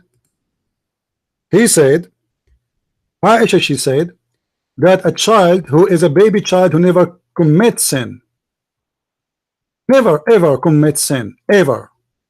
He goes to hell. I don't believe that. Who cares who did? Your prophet, he said. If you don't believe, you became an apostate. You're a prophet, he said that. Your prophet said that, and you just said you don't believe in that. And thank you for leaving Islam, my friend. Thank you for leaving Islam, my friend. Thank you for leaving Islam. Now let us see who is the coach here. Shut up. It is time for me to say to you, shut up. Coach, huh? Let us see who is the coach here. Let us see who is the coach. What's wrong with you? You Muslims are a bunch of idiots, and anyone who converts to Islam, he is an official idiot, is stupid. Read with me carefully. And this is a Sahih hadith in Sahih al-Bukhari, in Sunan ibn Majah, in all the books. This child, the Messenger of Allah said, you are muted, don't talk. SAW was called for a funeral of a child from among the Ansar. Ansar are Muslims. I said, who's talking? Aisha. Oh, Messenger of Allah, glad tidings for him, which means the child. He is one. He is what? He is one of the little birds of Allah, who never did evil or reach the age of doing evil. He said, it may not be so, Aisha, for Allah created people of paradise for paradise. He created them for it when they were still in the father backbone. And he created people for hell. He created them for it, which means while they are still in their father loins or their backbone. So here your prophet said that Aisha, she is not saying an accurate statement. This child not necessarily will go to heaven, even though he confirmed that this child did not commit sin ever, because Allah, he decreed his destination before he created him, if you will go to heaven or hell. So sin, you idiot, have nothing to do with you going to heaven or hell. This is a child who never commits sin, yet Muhammad confirming that he might not go to heaven. Why? Because Allah, he decided who will go to heaven before he created him, regardless of sin he will do. So all what you told me about the coach and the game and all the stupid thing, it was a joke. This is a child from a Muslim father, not a Christian father, not a Jewish father. He commit no sin. He reached no age of sin, but yet he might go to hell. And you are the one who agreed that this is a stupid statement to say. So why you say your prophet he is making a stupid statement? Your mic. Well, what we do know is that there's some hadith that are authentic. This is authentic. Don't play the game. It's authentic. Okay. Absolutely not authentic. Okay. And we also know. Okay, hold on. Let me get you busted. Let me get you busted. Let me shut up. Let me get you busted, guys. Does it say Sahih? Does it say there Sahih in the front of your eyes? Do you see in the screen? It says Sahih. Why you are lying, saying this hadith isn't Sahih? Why you are a liar? Shame on you. This is your Muslim website. This is your translation, and it says the grade there is Sahih. So shut up and admit that you have a following a stupid religion. Does not make any sense. And you are the one who said to me, it does not make sense. It doesn't make sense that a child, he is a baby, he's an infant, he will go to hell. It's you who said that. Your prophet is a stupid idiot. Your mic. You know why? Because we believe that we follow what makes sense and what does not. You don't believe in that. This is your prophet and this is Sahih hadith. Don't tell me we believe in that. Stop lying. This is your prophet talking. Are you disrespecting your prophet? We don't accept all of the hadith. You accept it. It says Sahih. It says Sahih in the front of your eyes. It is accepted. Let me explain something to you. Don't explain anything to me. You did already. We don't have. You say this is a Sahih hadith. We don't accept all of the hadith. No, you do. You are a liar. You are a liar. You are a liar. You are a liar. You are a liar. Because you just said to me it is not Sahih, which means if it is graded as Sahih, then you accept it. And this is the grade given to the hadith by Muslims, not by me. You are a liar. You are just trying to escape. You've been humiliated. You do not know what to do now. Your prophet is getting you busted. Your prophet, he got you busted with Adam. There's no coach there. Adam, he said to him, do you blame me for sin created for me 40 years before I was created? And here the hadith they confirm that Allah, he decreed for you before he created you when you are not even a sperm in your father. You hang up, the coward. You want to debate a Christian prince? Are you sure? Are you sure? Why you hang up? Why? Did I hurt your feeling? Huh? This guy, he called me, he want to teach me, you know, this guy, he is proud in the front of the Muslims. He is going, guys, I'm going to just wait what I would do with the Christian prince, you know, I don't think you dare to say to me, shut up in the front of my face. What you would do? You want to punish me? You don't know who I am. You have no idea who I am. Don't go there. What you want to do? You want to beat me up? Do you think really I'm a coward?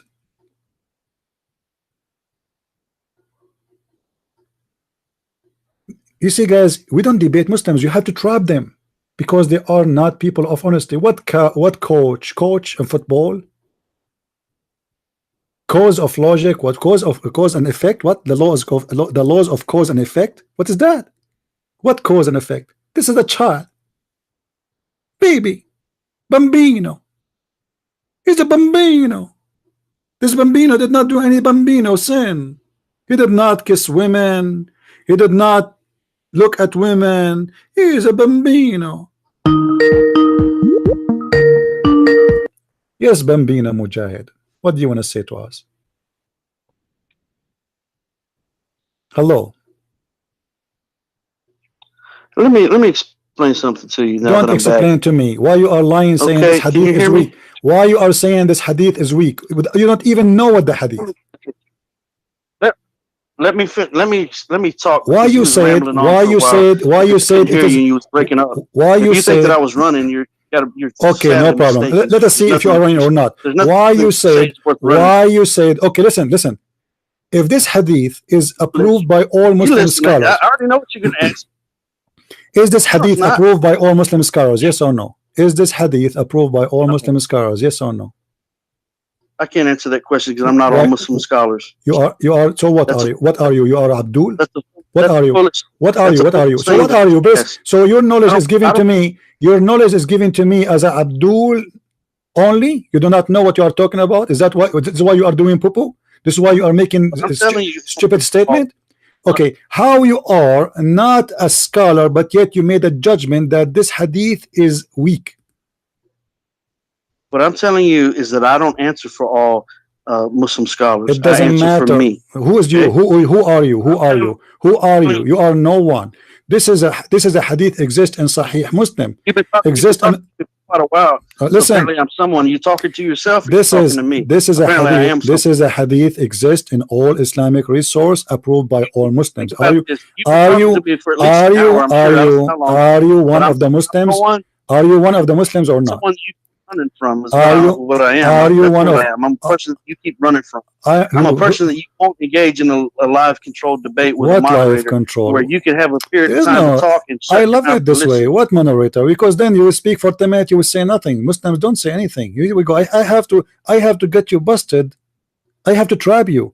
I made you say things in order to get you busted. If I show you the hadith, listen, if I show you the hadith from the beginning, you will not say what you said. You will not say it does not make sense. This is the truth. If I show you from the beginning this hadith that your prophet said that, shut up.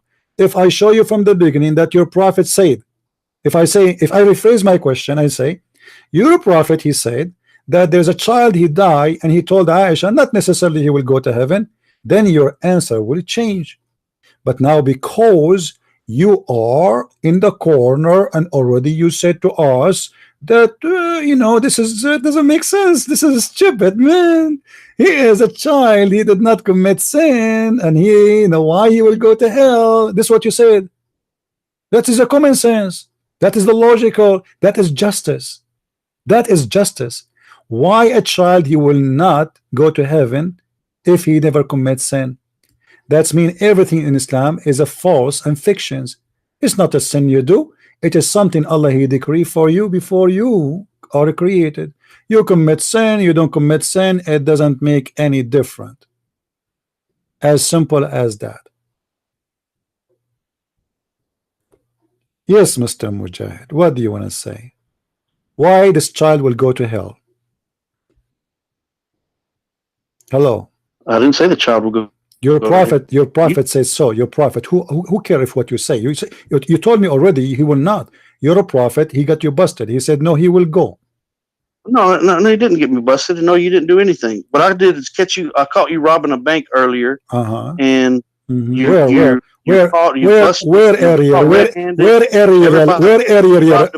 Okay. You cut me robbing a bank area. Where area? What area? Where? I know, right over there. Where? No, you cut me robbing a bank area. Where? What area? Give me. When? Which topic you cut me robbing the bank area? Huh? The IBC Bank in Los Angeles, California. There it was. So are you making now? Are you? No, what I'm telling you is that you're guilty and you're busted, and that's all there is to it. Really? You see how do you think really after all what happened to you, Abdul? Listen, Potato. Are you serious that after what we got you busted with, I am the one is busted? Are you sure? Yeah, you. But your prophet agree with me, not with you. Your prophet agree with me about that. Robbing the bank. Your prophet agree. Just shut up. You know, just go. You are just a kid. You are angry now. Robbing a bank. You are a faithful Muslim. You are the one who rob banks, and you are the one who rob houses, and you are the one who kidnap people from their houses. ISIS are your family, and your prophet himself was a thief. Do you want me to show you? The fifth from every attack is for the prophet. The best of the booty is for the prophet. He make verses about them. You are the one who rob banks. Go to Europe and see the Muslims. They are the scam of Europe. Credit card scam, passport, stolen passports. If you want to buy a stolen phone, go to the Muslims. If you want to buy stolen software, go to the Muslims. Go and check it out. If I'm lying, go and check it out. If you want to buy drugs, go to the Muslims. I cut you red-handed, my friend. This is how stupid. What reference this hadith is? There's many hadith about this, my friend. This one is Sunan Ibn Majah, and this hadith number, number 1, book number 1, hadith number 82. Let me post the link for you guys in YouTube.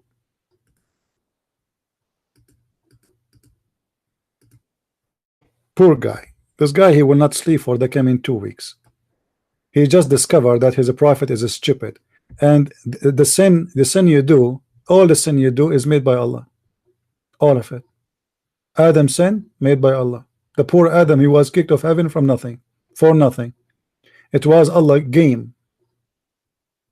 And the funny, this guy, he said to me that Allah, the shaitan, he said, because you led me astray. It doesn't say that. That's a false translation. Because you're a donkey, they did lie to you. The same as Dr. Moore. In chapter 7, verse number 16, this is the verse you're quoting for me. You do not know where to find it, you idiot. It says, قَالَ فَبِمَا أَغْوَيْتَنِي, because you deceived me. Shaitan saying to Allah, because you deceived me. This is what Quran is saying. Allah deceived Shaitan. Because you deceived me, I'm going to deceive them. So he is, return it back. Because you deceived me, not because he kicked him out of heaven. He said that before he kicked him out of heaven, you idiot, not after. When Shaitan was a Shaitan, he was already in heaven. And Allah did not kick him when he said that. He kicked him after. Before. So what, he sent me astray? He did not send him astray, because you deceived me. Aghwaytani. Aghwaytani, which means coming from fool me and tempt me with foolishness. It is Allah who deceived Shaitan. That's in your Quran.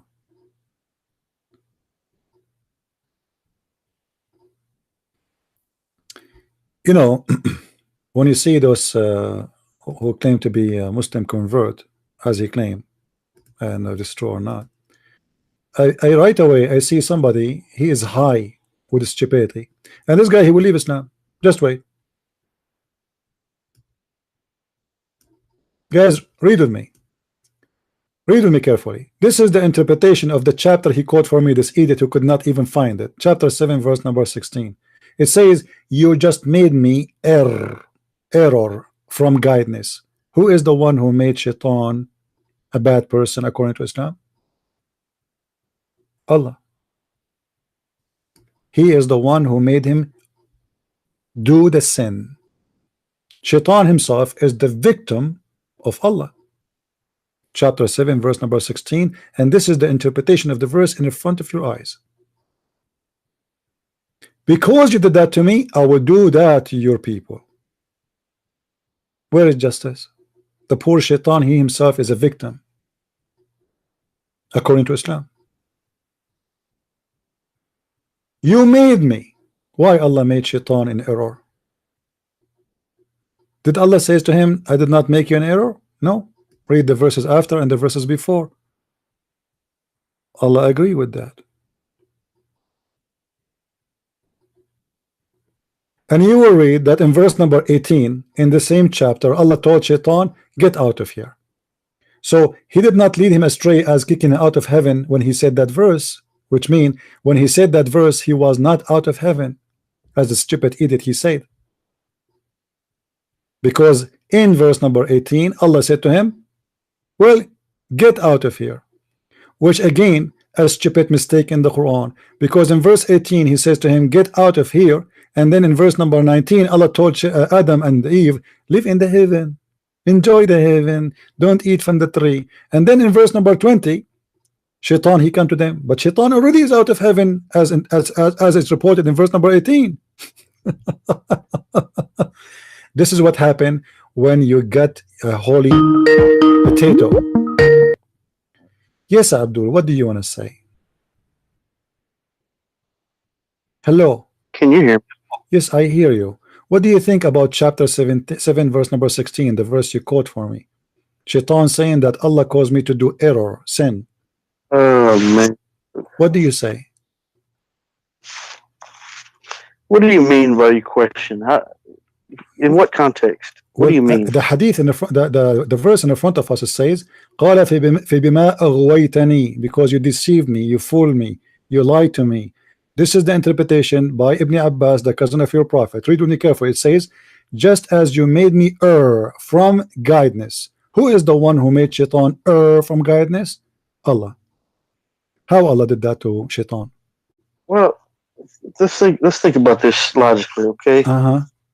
So it's a known fact, okay, that there are people who propagate lies and deceptions, okay? And so, and sometimes in the propagation of these lies and deceptions, they misconstrue things, they reword things, they present things in a manner in which it's not the true way in which it should be presented. I am amazed. I'm amazed. Until now, you did not use the word couch. I mean, what does this have to do? Answer me. It says there that you made me commit sin. Shaitan saying to Allah, and Allah didn't say no to him. I did not do that. He agreed. And Allah is the one who reported this. Because you sent me out of paradise. It doesn't say that. It doesn't say that. Can you show me where it says you sent me out of paradise? You know what? If you can show me that, I'm going to close my broadcast right now, and I will promise you. You better close it, because I'm the one that shut you down. Okay, show me. Show me then. You are a liar. Go ahead and close it. It is in the. It is in the screen, potato. It is in the screen. I got you busted. This is Tafsir Ibn Abbas, the cousin of the Prophet, and you are a liar. Can you get me busted? The mic is yours. Can you? I don't hear you. I think this guy he is stealing his Wi-Fi from his neighbor. That's what they do, the Muslims. That's why he have a very bad internet. How somebody live in Houston, he have the most horrible internet like this? Obviously, he is using a free one. I don't hear you, Abdul. I don't hear you. Hello? Yeah, he's using the neighbor's internet. I can't do anything about the internet connection. No problem. Do you see the interpretation of the verse, my friend? Do you see the interpretation of the verse? It's in the front of you on the screen. Oh, what I'm going to tell you is it's best for you to go ahead and shut things down. Don't tell me. No, I'm not going to shut down. I shut Islam down. Tens of thousands of Muslims left Islam because of me. Tens of thousands, and you will leave Islam because of me. And this is why you are running away. Now answer. Does it say there that you made me commit sin and you led me into error? Yes or no? Why you lie to me? It says, what chapter and verse are you talking about? I'm not even. This is the verse you quote for me. It's you who quote the verse for me. You forgot. It's you who quote this verse for me. I was quoting from CIRA Baqarah. Where are you quoting from? What Baqarah? Okay, what Baqarah? Tell me. This is chapter 7, verse number 16. Are you saying to me that let me tell you something. I haven't been to chapter 7. I was in CIRA Baqarah. Okay. So in chapter 7 is telling us the story of Adam. So we are still in the topic. Shaitan told Allah before he kicked him out of heaven. Listen. Before he kicked him out of heaven, he told him, "You are the one who caused me to commit sin." What do you say about that? What verse are you talking about? I told you. What's wrong with you? Are you deaf? Chapter 7, verse number 16. No, but do you hear me every time the internet breaks up? Are you deaf when I told you. I told you. You know what I would do? I would if we were in person. Yeah. I would demand that you respect me. Okay? I don't respect you. I don't respect you. I don't respect anyone who believes. I don't respect anyone who believes that he can beat his wife because he's a man. And you are a Muslim. I don't believe in that. Quran teach that. Quran teach that. Don't lie. I don't believe that. That's a lie and the deception from Shaitan himself. Okay, read for me then. Chapter 4, verse number 34. You are a liar. You are a liar. You are a liar. Okay, let me show everybody then. I am a liar, right? See what you're doing. You're going to every single verse that you possibly can think of in order to divert. So you don't want to talk about this one. You just said I am lying. You liar. I want to show everybody who is lying. You don't want to talk about the one in chapter 7. We want to show everybody your tactics. This is one of your tactics. You're see-through. You're transparent. Listen, Abdul. You say this is a lie, and this is from Shaitan. Do you want to talk about Adam, or do you want to talk about sperm? Do you want to talk about Shaitan? We will talk about everything. I am here to get you. I am here to get you busted. I am here to get you busted. Guys, look with me. This is chapter 4, verse number 34. And this guy, he said, I am lying. This is the translation of the Abdul, not my translation. I have nothing to do with it. As you see, this is search.com, which is what about chapter 7? What about chapter 7? We will go back. Let me get you busted. You said it's a lie. You said it's a lie, son of a muta. Listen carefully. Let me spank you and change your diaper because you smell so bad as a bambino.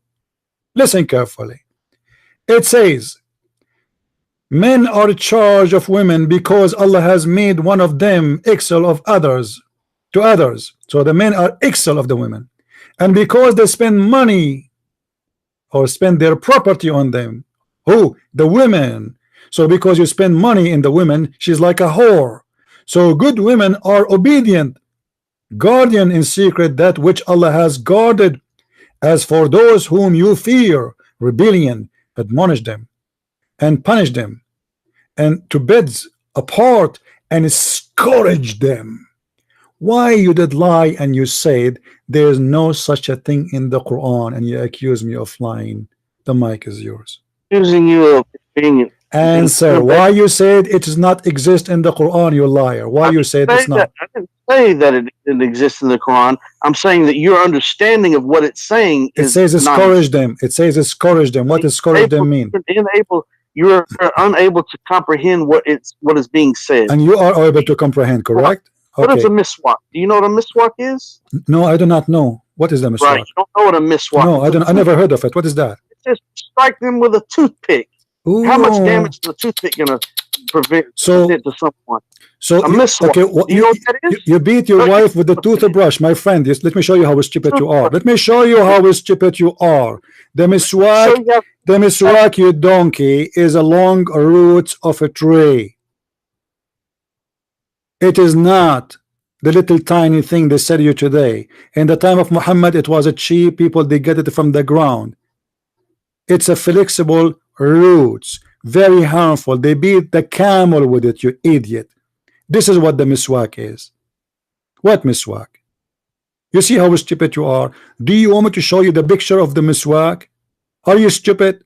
Do you think it's really that little tiny piece of thing? So you will teach your wife to how to behave by beating her by something in the size of 1 inch? Are you tickling her or you are beating her? Supposedly the verse is saying to teach them how to behave, not to tickle them. So who is the stupid here, Mr. Miswak? Now, do you want me to show you the size of the miswak or the tree of the miswak? Your mic. Give in and answer you. Do you want me to show you? Do you want me to show you the size of the miswak? Do you want me? Let me submit. Let me answer you. Okay. How big the miswak? How big the miswak? You said a small, tiny thing. Let me answer you. Okay. You didn't even know what a miswak was. Okay. But let me answer you. Let me answer you. Okay. Okay. It also says to invoke no pain on them, to leave no marks whatsoever on them. Oof. How do you put your hands on someone and not harm them, not cause pain, and not leave any mark. There is a book made by scholars about. Let me get you busted. Let me get you busted. Let me show you how stupid you are. Everybody will laugh in a second, guys. You should not leave a mark. Did you hear him saying that? I want you to confirm that. I want you to confirm. I want you to confirm that if you beat your wife, you should not leave a mark. Is that correct?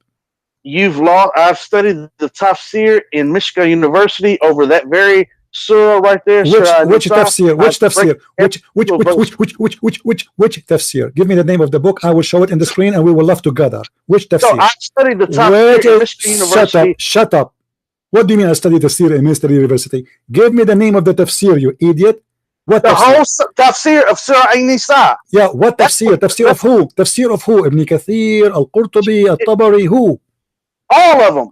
Okay. You understand that? All of them. Okay, shut up. Let me show the tafsir then. Here we go. All of them, guys. Did he say all of them? Did he say all of them? All right.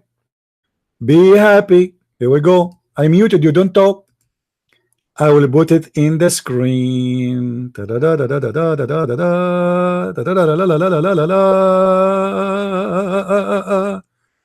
Okay. Read with me, please. Don't beat them in the face. Turn your face for them, from the bed, and discourage them in mild and exaggerating manner. Huh? Beat them. Don't exaggerate when you beat them. What does that mean? Let us see what does that mean. Oh, hold on. Before I go and see what does that mean, let me get him busted more. Mujahid. Mujahid. Nobody can hear you. Don't talk. Hold on. Mujahid. Okay, let me ask you. If a man come to the prophet and said to him, Abdul, listen, you are muted now because you keep talking. You do not hear me. I muted you. Don't talk. Are you there? Don't talk. Let me get you busted, Abdul. Let me get you busted. This is what I do here. I get Abdul busted. I don't know how many times, I don't know, like you guys, I think every inch of your body now have a needle already. Listen carefully. If a man come to you and he did beat his wife until her skin became a green, you will take the side of who? Where he go? He hang up. Let me call him back. I assure you, he is using a free internet of the neighbors. He's unavailable. He's unavailable. Just wait. I will wait for him to call, and then I will get him busted again and again and again. It's like gambling. Gambling.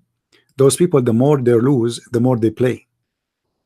The madness of gambling. That's why he's calling back. He feel he is humiliated, and he tried to get back his honor. So he gamble more. That's the whole idea. Like there's not even one space in his body is not having a hole already. But this is what gambling do. Somebody saying you have a lot of patient. What I do is really, you need a lot of patience. Trust me, if you are in my place, you will go crazy from a long time ago, because you know that this is what it's mean, etc. But you have to treat them like a bunch of kids, for they are liars. Now maybe this guy is just an idiot who do not know what he's talking about, and obviously he is an idiot like the rest.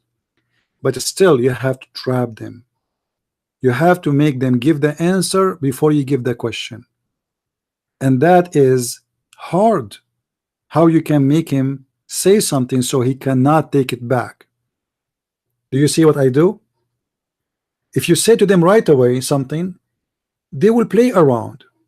So you have to make it's like a game, and you have to be very smart.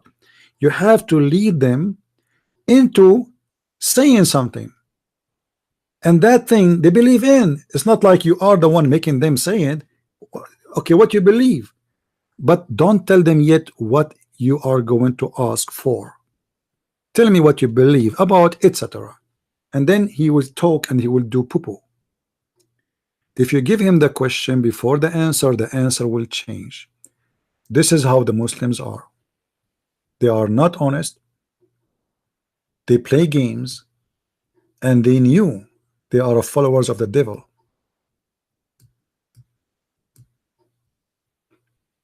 And I hope people here, they are learning really how to defeat Islam, not how to debate Muslims. Muslims don't debate. I never saw a Muslim debate anyone. They don't. You know, this is not a debate. This is a game.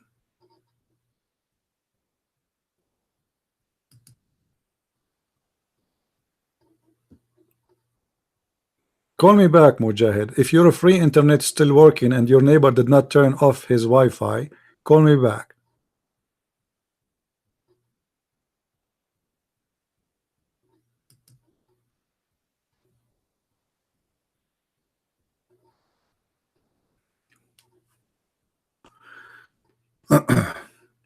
I'm just giving him a chance to call me back. I hope his neighbor did not turn off the internet. Yeah, this is why his internet is weak. Like, do you think really somebody who live in Houston, his internet is that horrible? It's not. It doesn't make sense. You know, because if he's home, it's mean he have a Wi-Fi, and if he is not home, he have a phone plan in his phone.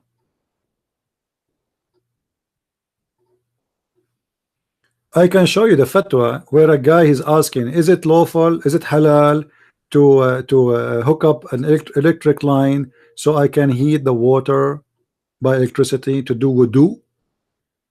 The sheikh, he said, it is not lawful for to steal, however, in this case it is halal. Like, what the heck? In this case it's halal. In this case, I hope he will call back now, man. We will be bored now. Man, I'm glad I did not live in an apartment, because if I live in an apartment, my neighbors will be bothered very much by the screaming, you know. Yeah, I did not need to open it. I know what is there. You know, he's a liar. You see, I keep saying to him, okay, read for me what Michael Moore said. Michael Moore said. He did not answer. And when I showed him that his prophet said that the sperm is gathered for 40 days, Michael Moore says that. He said, yes, it's a, you know, read. I told you what to read the answer. Read the book of Michael Moore. What an idiot. Any Abdul?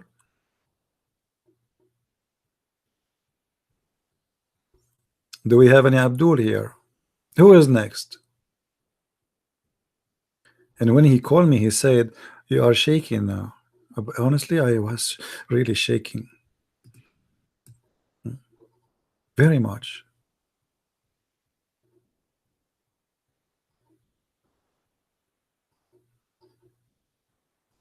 And he called himself Mujahid. You're right.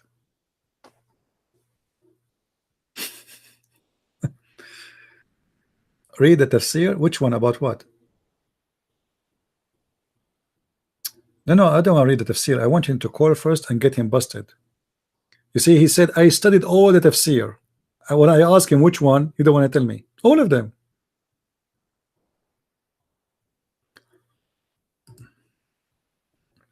I will get him busted again from the mouth of his prophet.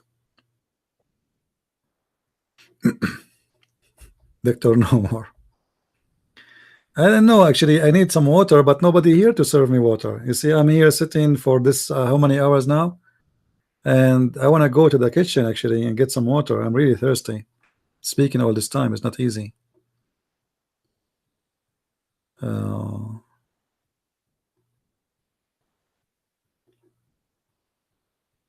He's a coward. Let him call back if he's a man, because I wanted him to read something what his prophet he said about women beating, and let us see then what he will say. He did read all the tafsir, huh? Are you sure? You know, if this guy really is a person who converted to Islam, it's not his fault. This is the fault of his family, his parents. Obviously, they are not good family. They did not take care of their child. He is a victim of the stupidity. Muslims around him, they did fool him.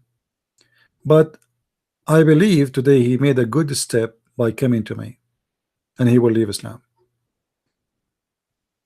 I challenge him. You are an insulting, ignorant individual. You interrupt me repeatedly, etc. Yeah, I have to interrupt you. I ask you about Adam. You talk about coach. You are just a kid. You are the one who called me names. You are the one who said to me, you are shaking. You are saying to me, you call me from the first second you call me, you start insulting me. That is the truth. Now, as long he will not call again, let me get him busted about beating the women. Read carefully with me, guys, and laugh. A woman, she came to Muhammad, and her husband, he did beat her until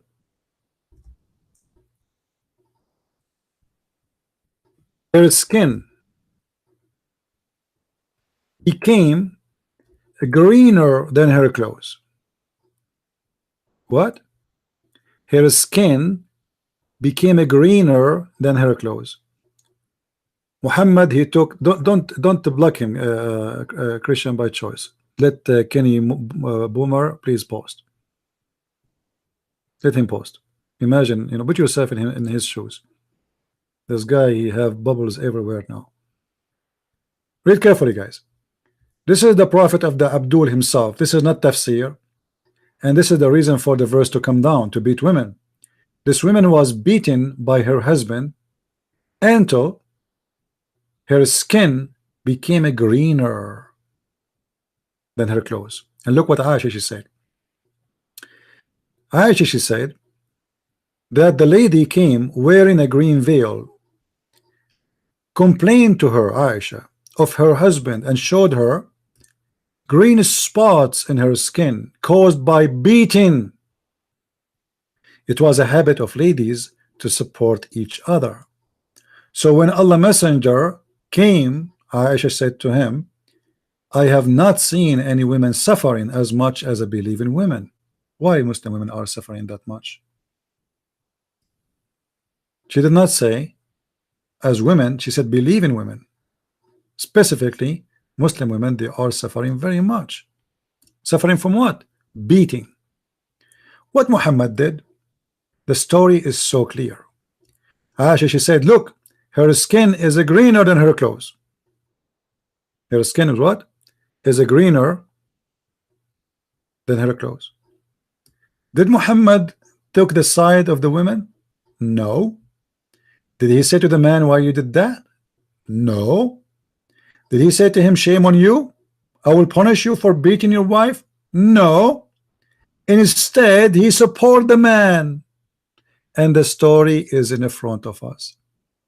When Abdul Rahman heard that his wife had gone to the Prophet, he came with his 2 sons from another wife. She said, by Allah, I have, he said, by Allah, oh sorry, she said, I have, by Allah, I have done no wrong to him, but he is impotent, which means his, you know, like Muhammad, he cannot do bum.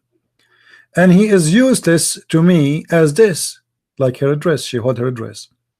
So this man, his penis is the same as a piece of fabric. The only way to move it is to turn the fan on. So obviously this man, she didn't want him.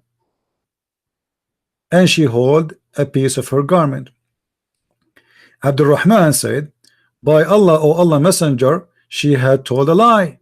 And very strong, which means his penis is very powerful and work very fine. And even he can break walnut with it. I am very strong and I can't satisfy her. But she is disobedient and want to go back to Rafa. What the heck? This is a good Muslim woman. She went to sleep with different guy who is the previous husband. Allah Messenger said to her, if that is your intention, then you know that it's unlawful for you to remarry Rafa unless Abdul Rahman has sexual intercourse with you. You see, guys, the beating is not the problem no more now. Muhammad, he did not even complain about the beating. He did not say why you beat her skin. Okay, so whatever is the problem, why you made her skin green.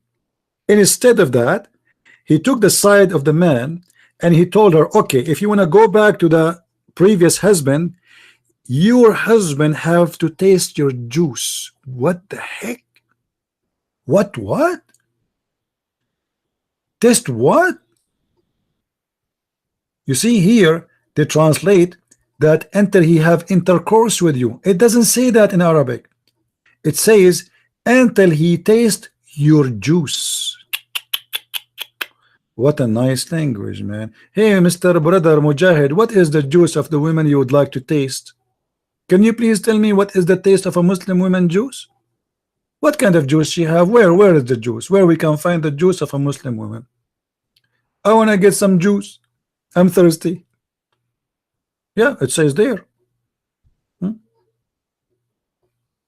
Read with me. حتى يذوق من عسيلتك or عسيلتك until he tastes your juice, the sweet juice. Is it sweet? Hey Mujahid, is it really sweet?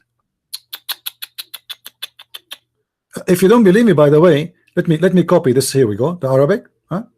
Hold on, and I will go here. I will search for the same hadith and show you different translation, and then you will see how the Muslim change the translation. All right.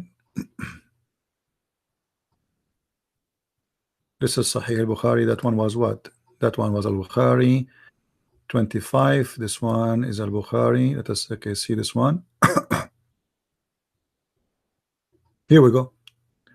Look here how the translation changed. No, not until you taste his sweetness and he tastes your sweetness. I'm so proud to be a Muslim.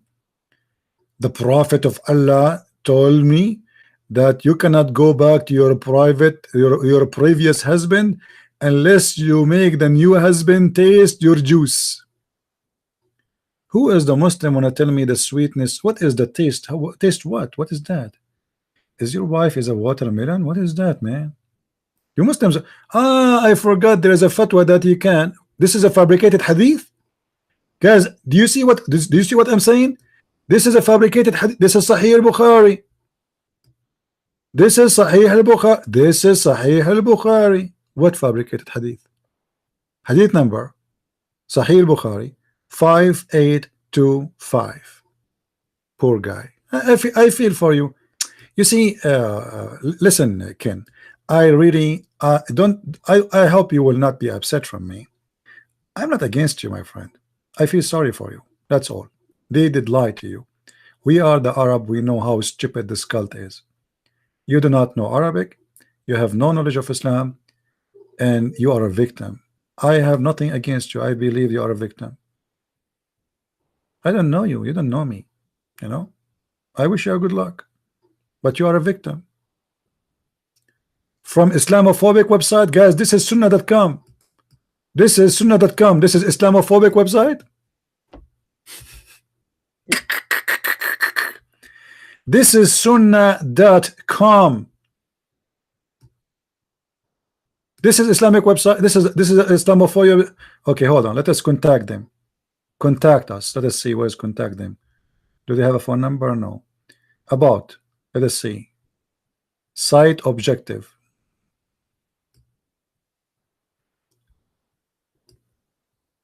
Our beloved Prophet Muhammad. Islamophobic website, they will say our beloved Prophet Muhammad. Guys, go to Christian Prince website and see how Christian Prince he says from our beloved Prophet Muhammad.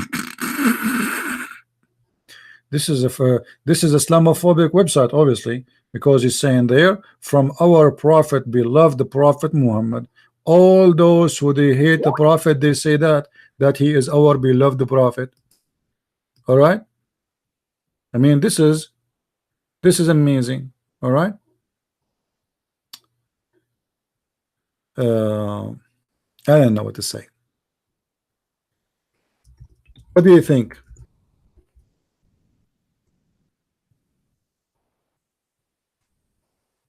More. What do you think? Do you think still really this is a? And you know what? Why you don't search for the same hadith in your Islamic website? Forget about this website. Correct, guys? What do you think? We are showing the hadith number. Okay, this is Sahih al-Bukhari, hadith number 5825.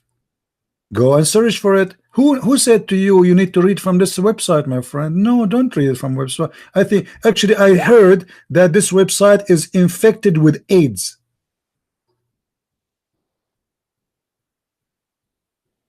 I'm telling you, this website have AIDS, and some people they say it has diarrhea too. Even a smell. But still that will not change anything. We are giving you the hadith number.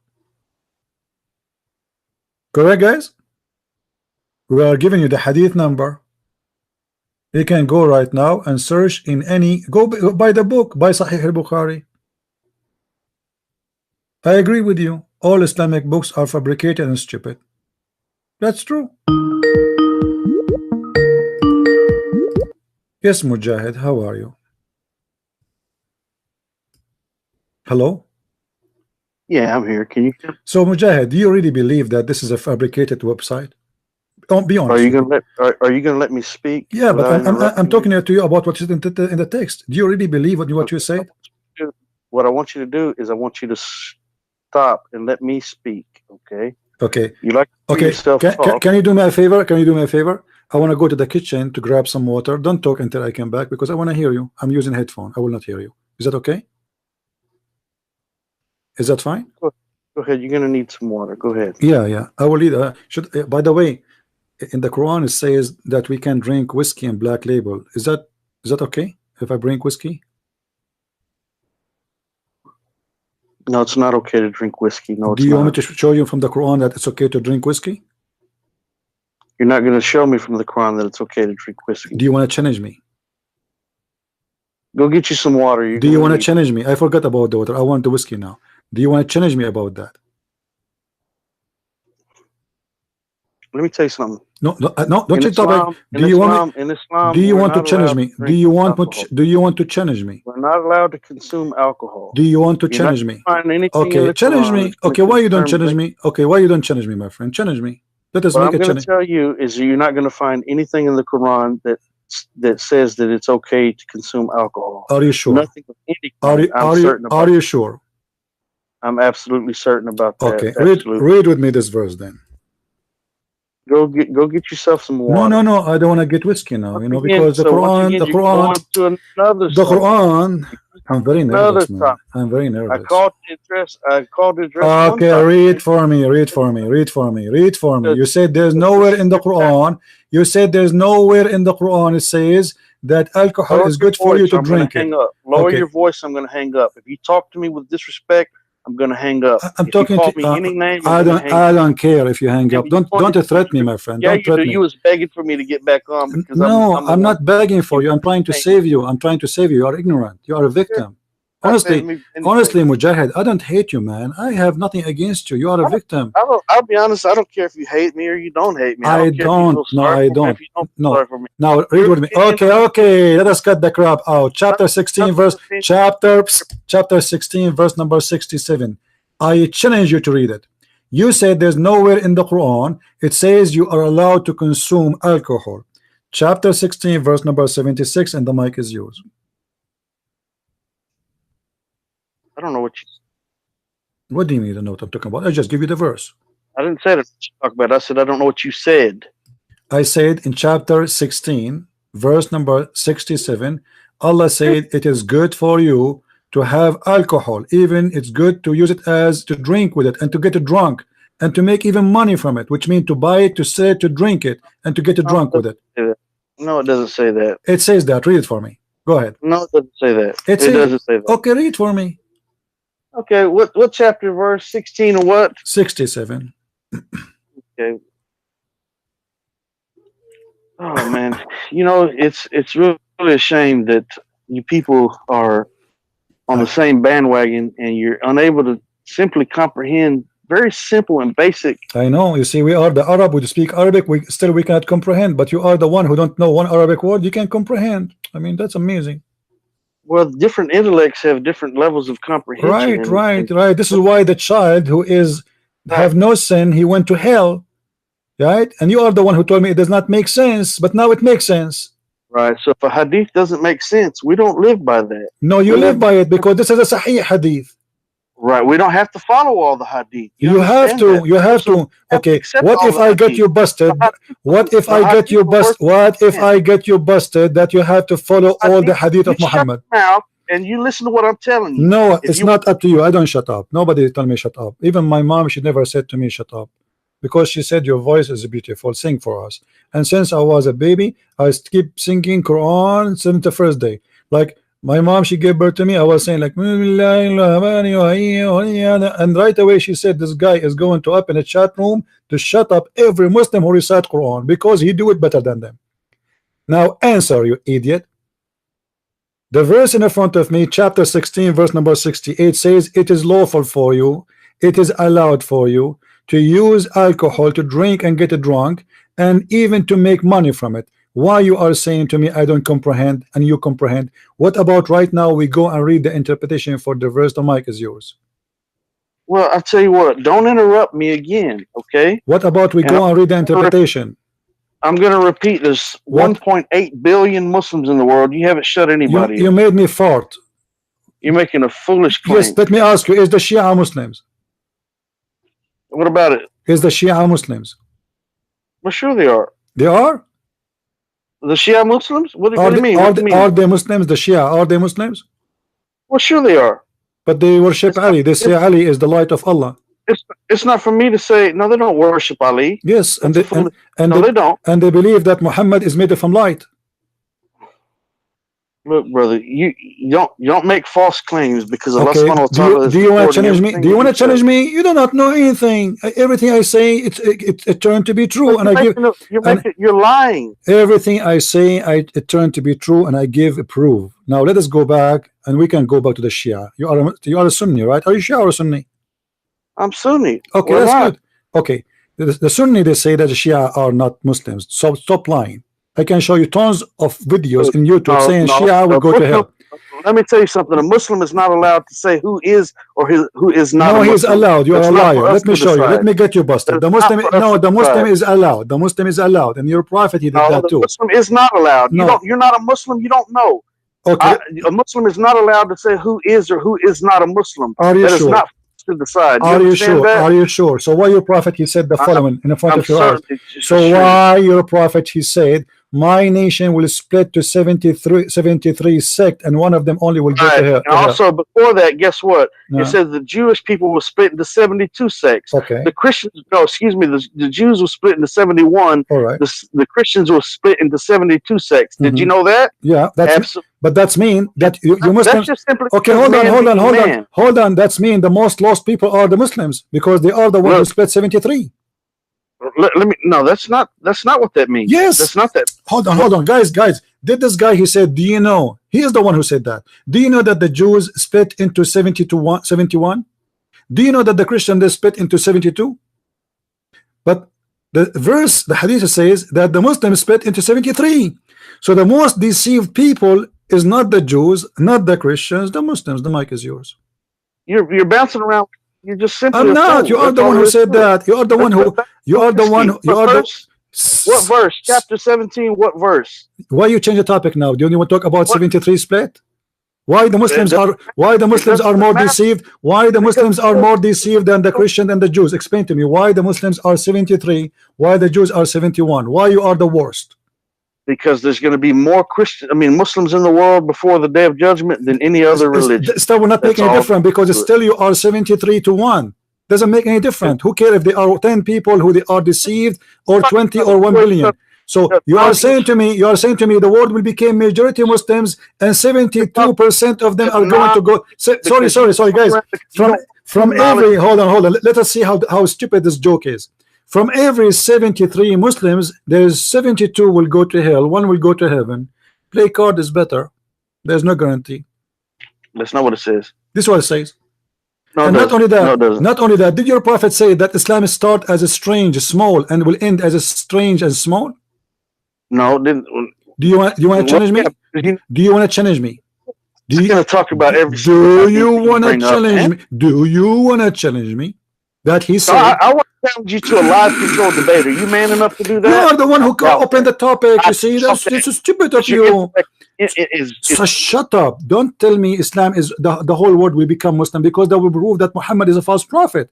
For Muhammad, he said Islam start as a small tiny religion and will end as a small strange tiny religion. So why you are saying something against your prophet prophecy? True believers versus those who call themselves Muslim. There's the mu'min, which are the true believers. They call themselves Muslims, but Muhammad, he said that those who call themselves Muslims and they are true Muslims are going to be the minority, not the majority. True mu'min, the mu'minin and the mu'minah, the mu'min, absolutely, the mu'min, the true believers. Absolutely. So okay, let us go. Okay, hold on.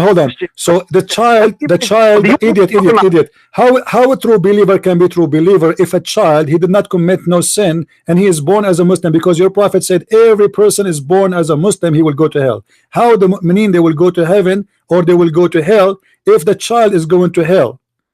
Once again, you're bouncing around. I'm not bouncing around. I'm getting you busted. I'm spanking you. A child, he never commits sin. How he will go to heaven? How your Quran says if you believe in Allah, you go to hell, you go to heaven, and the child, according to Muhammad, is born as a Muslim, which means he believes in Allah. Already he's a Muslim. So how he will go to hell? Go ahead and keep running. How he will go to answer?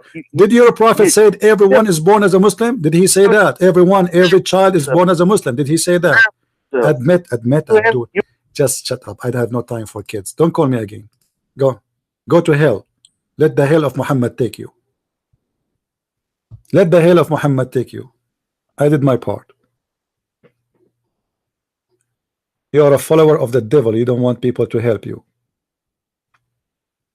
The Quran not only approve alcohol, the Muslims used to pray and they are drunk. And the coward Muhammad, according to Muslims, Muhammad, he forbid things in steps. That's false. Muhammad, he forbid alcohol when he got sick. He cannot drink no more. The Quran says that the Muslims, they pray and they are drunk. I wish I have a video camera at that time. Honestly, I wish I have a camera with me. يا أيها الذين آمنوا لا تقربوا الصلاة وأنتم سكارى. Oh, who you believe, don't approach prayer and you are Bismillahirrahmanirrahim, shish kebab falafel amin. What it does mean, don't approach, not to pray when you are totally drunk and high. What does that mean? Do you know? I get disconnected, so I don't know what you've been saying. The Quran says don't approach the prayer when you are drunk. What does that mean? Okay, this is real simple. Okay, let me explain it to you. I'm going to need 30 seconds to explain this to you. Okay, are you going to give me 30 seconds? This is really I will give you 30 seconds and one beer, no problem. Right. This is very, very simple. Okay, so this is what's called an abrogation. Okay, now listen to what I'm going to tell you. In the days of Jahiliyyah, the days of ignorance, alcoholism was very, very rampant. It was very bad. Okay, right. So,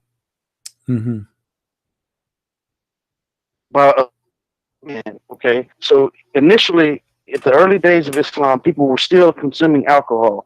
Until the day that a man came to prayer and he was leading the prayer and he stumbled through the prayer because he was intoxicated. And so because he was intoxicated, he drank too much. Then it was revealed that you do not come to the prayer in a state of drunkenness. Okay. And then that was abrogated. That was to allow man. It's like trying to come off of a drug or alcohol. All right. You have to be.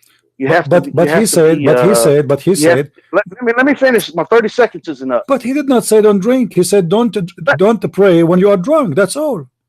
Right. Let me explain to you. Give me my full 30 seconds. Okay. This is really simple. It's finished. You're answering for the small 2 minutes. What do you think? 30 seconds. Right. So no, I haven't spoken for 30 seconds because you interrupted me. Count your time. Count. Should I put the clock for you? Initially, they were still drinking in the early days of Islam. And your prophet, he had no problem with that. Then it was abrogated. And why your prophet? What is the abrogation? Let me explain it to you. What is the abrogation? If you want to hear it, let me explain it to you. It's abrogated where? It's an abrogation. Where? Okay, listen to what I'm telling you. Okay, why? You're going to have to shut. Where is the abrogation? I see in front of me, chapter 16, verse number 67, which is given after this verse. It says that to make. You're going to have to stop and listen. My friend, if you want. Hold on. Let me read for you this chapter. Chapter 16, verse number 67. It says, from the black label and whiskey, you can make a good drink and you get drunk with it and make good money and sell it in any shop or store or even Starbucks. Did you see the verse in the front of your eyes? Chapter 16, verse number 67. If the alcohol was bad and it's known to be bad to Allah, why here is encouraging you to buy it, to sell it, to drink it? Let me explain to you, and you cannot ask me a question and not give me an opportunity. Answer. Why he is encouraging you to buy it, to make it, to drink it, to get drunk with it, and to make money from it? I'm going to answer your first question, and then I'll answer another. This is my first question. This is the first verse I gave you, Abdul. This is the first verse I gave you. Chapter 16, verse number 67. You forgot? You hang up on me. You hang up on me. You did not answer yet. Chapter 6. Abdul, chapter 16, verse number 67. Why Allah is encouraging you to buy it, to make it, to sell it, to drink it, and get drunk with it? What can is that a commercial promotion? Allah making commercial for alcohol? What you're doing is making an absolute fool of yourself. Okay, let people laugh at me or at you. No problem. I have no problem. People are recording this and people are laughing either at you or at me. Why Allah encouraging people then? Why people are encouraging them? And he is praising making alcohol, praising it. He said, let me give you an answer. Okay, go ahead. You want me to give you an answer about chapter 16? About chapter 16, verse number 67, please. If you interrupt me one more time, what you would do? I'm just going to hang. I'm not going to waste my time with foolishness. I know what you would do. If I interrupt you one more time, you are going to drink camel urine, as the prophet he said. Correct? That's what you do. Camel urine. You drink camel urine. That's what I know. I will go. If you interrupt me momentarily, I will go and drink beer. If I interrupt you one time, you go and drink camel urine. Do you want to make challenge? What kind of religion ordering you to quit drinking alcohol but to drink camel urine?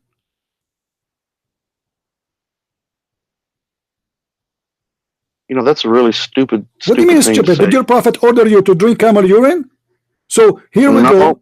Don't drink beer, but drink camel urine. So you exchange two yellow liquid. The yellow liquid of the beer is bad. Now you're changing the subject. I'm not changing the topic. Answer. Chapter 16, verse number 67. I'm listening. Yesterday you raped a child and you robbed a bank, and I caught you. And let's talk about that. Why did you rob the bank yesterday? Because why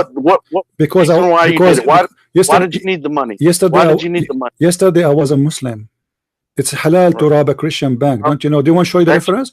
Do you want me to show you the reference that it is lawful? Do you want me to show you? Do you want me to show you that it is lawful to rob a bank if you are a Muslim robbing non-Muslim bank? Do you want me to show you that? Oh my goodness gracious! Do you want me to show you that, you idiot? You know what? Do you want me to show you that? Why you are changing the topic? Do you want me to show you that it's allowed for you? It's allowed for you. It's allowed for you to kidnap Muslim Christian women. It's allowed for you to rob Christians. So you are a bank robber. You liar. Shame on you to lie. You liar. Shame on you. What kind of mother you have? Did not teach you a good manner?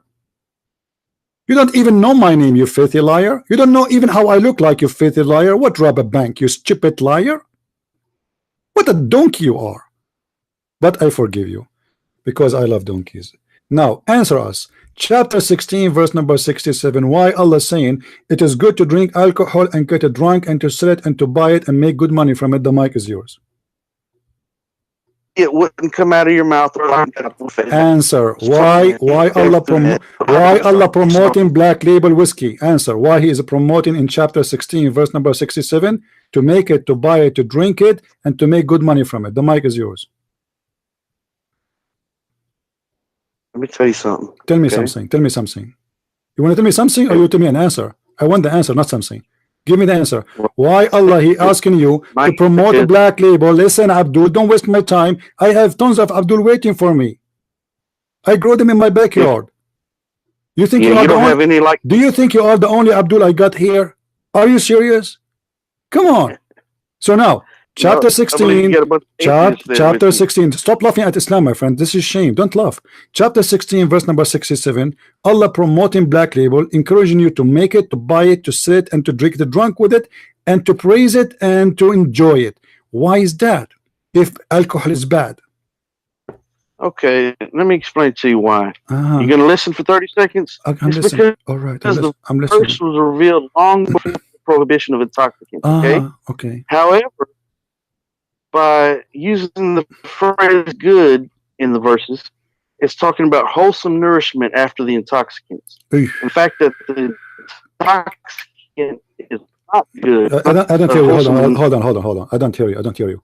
It says there clearly that it causes you to be drunk, and that is good for you, my friend. What horse? What? That's not what it's saying. I'm going to repeat again. This is what it says. The verse was revealed long before prohibition of intoxicants. Okay, doesn't matter. However, doesn't matter. Why he's saying it's good to be drunk? Why it says it's good to be? Why? You want the answer? No, I don't want the answer. I'm here to play you, to make fun of you. You are an idiot. It says, because I know you will have no answer. You are trying just to defend, not to answer. You have no answer. It says. Here, read with me carefully. Sorry, I forgot you are illiterate like your prophet. تتخذون منه سكرا. You take from it a drink, make you drunk. ورزقا حسنا, and make good money from it.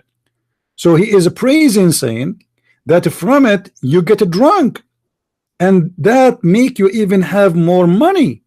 So your prophet, God, or Muhammad aka Allah, is encouraging you to get drunk, and he is speaking about the good of the drunk, the alcohol. He is not speaking about anything. وَرِزْقًا حَسَنًا. He did not say, and from the fruits of the palm tree and the grape you enjoy juice. No, he said from it you make a liquid which make you drunk, and wholesome good things for you. And he is praising, and he is saying this is a miracle.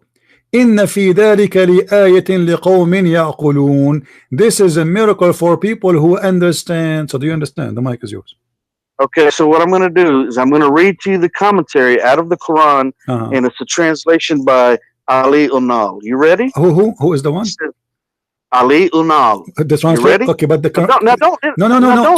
No, I want to read with you. No, hold on. It's not fair, my friend. You need to tell me this commentary is made by who? Who is the scholar speaking there? I said Ali Unal. I already said that. Who is Ali this guy? Unal. Who is this guy? I never heard of this guy. Is he something new? No. Okay, absolutely not. Where we can find Ali Unal. Ali what? I never heard of this guy. Look it up. Ali Unal. UNAL. I don't give a crap if you've heard about him or not. That's irrelevant. Okay, can you give me a link? Okay, can you do me a favor? Can you give me a link for the so we can put it in the screen so everybody can read it? I don't have a link. I'm holding the Quran in my hand. Okay, where we can find a link? Can you find me a link? You find a link. I'm not on the internet. Okay, no, hold on. You are in the internet, you liar. What do you mean you are in the internet? You are speaking to me in the internet and you are not in the internet? I mean, do you see how much they lie? Aren't you using the internet now to call me? What do you mean you are not in the internet? Aren't you using Skype? I am not on the internet. You are using Skype. I'm speaking to you. You idiot. You can find a link in the phone. The phone have internet. That's why you are calling me in Skype. The Skype is internet. I'm not. Well, I want to read with you. I want to read because I want to learn. No. Okay, can you type for me the name in the screen, please, in the chat? Can you type the name for me so I can find the... Look, you know how to spell the word Ali? The name Ali? I know. A-L-I. Yeah, what is the second? What is the second? U-N-A-L. Look it up. Okay. Somebody post. Okay, hold on. Let me find... Okay, hold on. Let me find this guy interpretation for the Quran. Hold on. Ali on this is a Turkish guy. Is he a Turkish guy? He doesn't speak Arabic. Oh man, come on! You don't know what he speaks or what he doesn't speak. Okay, hold on. Okay, let me open his page so I can place in the Quran before you start reading. Hold on, yours. Okay, 16. What's the purpose of no? The point is we wanna laugh because I will show you that even the one you are quoting to make you look fool. Okay, hold on. Let me say As for those who disbelieve, it matters not whether you warn them or do not warn them. They will not believe. Allah has set a seal over their hearts and over their hearing, and over their eyes is a veil, and pain will be the penalty that they incur. And that is you, unfortunately. What is that? So the verse, it says the verse was revealed long before prohibition of intoxicants. However, by using the phrase of good, wholesome nourishment after intoxicants, the fact is that intoxicant is not good. And it's saying that wholesome nourishment is implied. Coming after the verse describing milk and how it is produced, the Quran refers to intoxicants in correspondence to excrement and blood, while the phrase good, wholesome nourishment corresponds to milk, thereby preparing the minds for the prohibition of intoxicants. By calling on people to use their reason concerning their matter, it encourages them to think and to be sensible and reasonable when choosing their food and their drink. Do you understand what it's telling you? No. It's saying those same fruits that were used to create the intoxicant, the fruit itself is good. You can have that. Okay. And what about you're not to have the intoxicant? Okay. Hold on. Let me get you busted. Okay. Let me get you busted. Hold on. Let me get you busted. This guy. Let me get you busted. Hold on. Let us do this. This is the Quran in front of us, 1667, my friend. I don't go by a bunch of idiot we never heard of. A person is not even an Arab. We are the Arab. Read carefully. Guys, this is Tafsir Ibn Abbas. Who is Ibn Abbas? This is the cousin of the Prophet. This is a big guy. This is the cousin of Muhammad alayhi salatu wassalam. Listen, Mujahid, do you think Mujahid know better than Ibn Abbas, the cousin of the Prophet? What do you think? Are you there? Hello?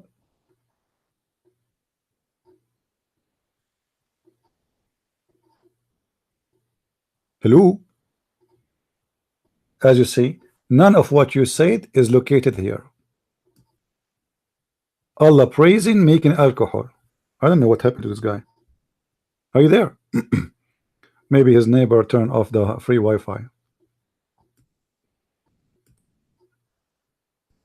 Hello? Hello?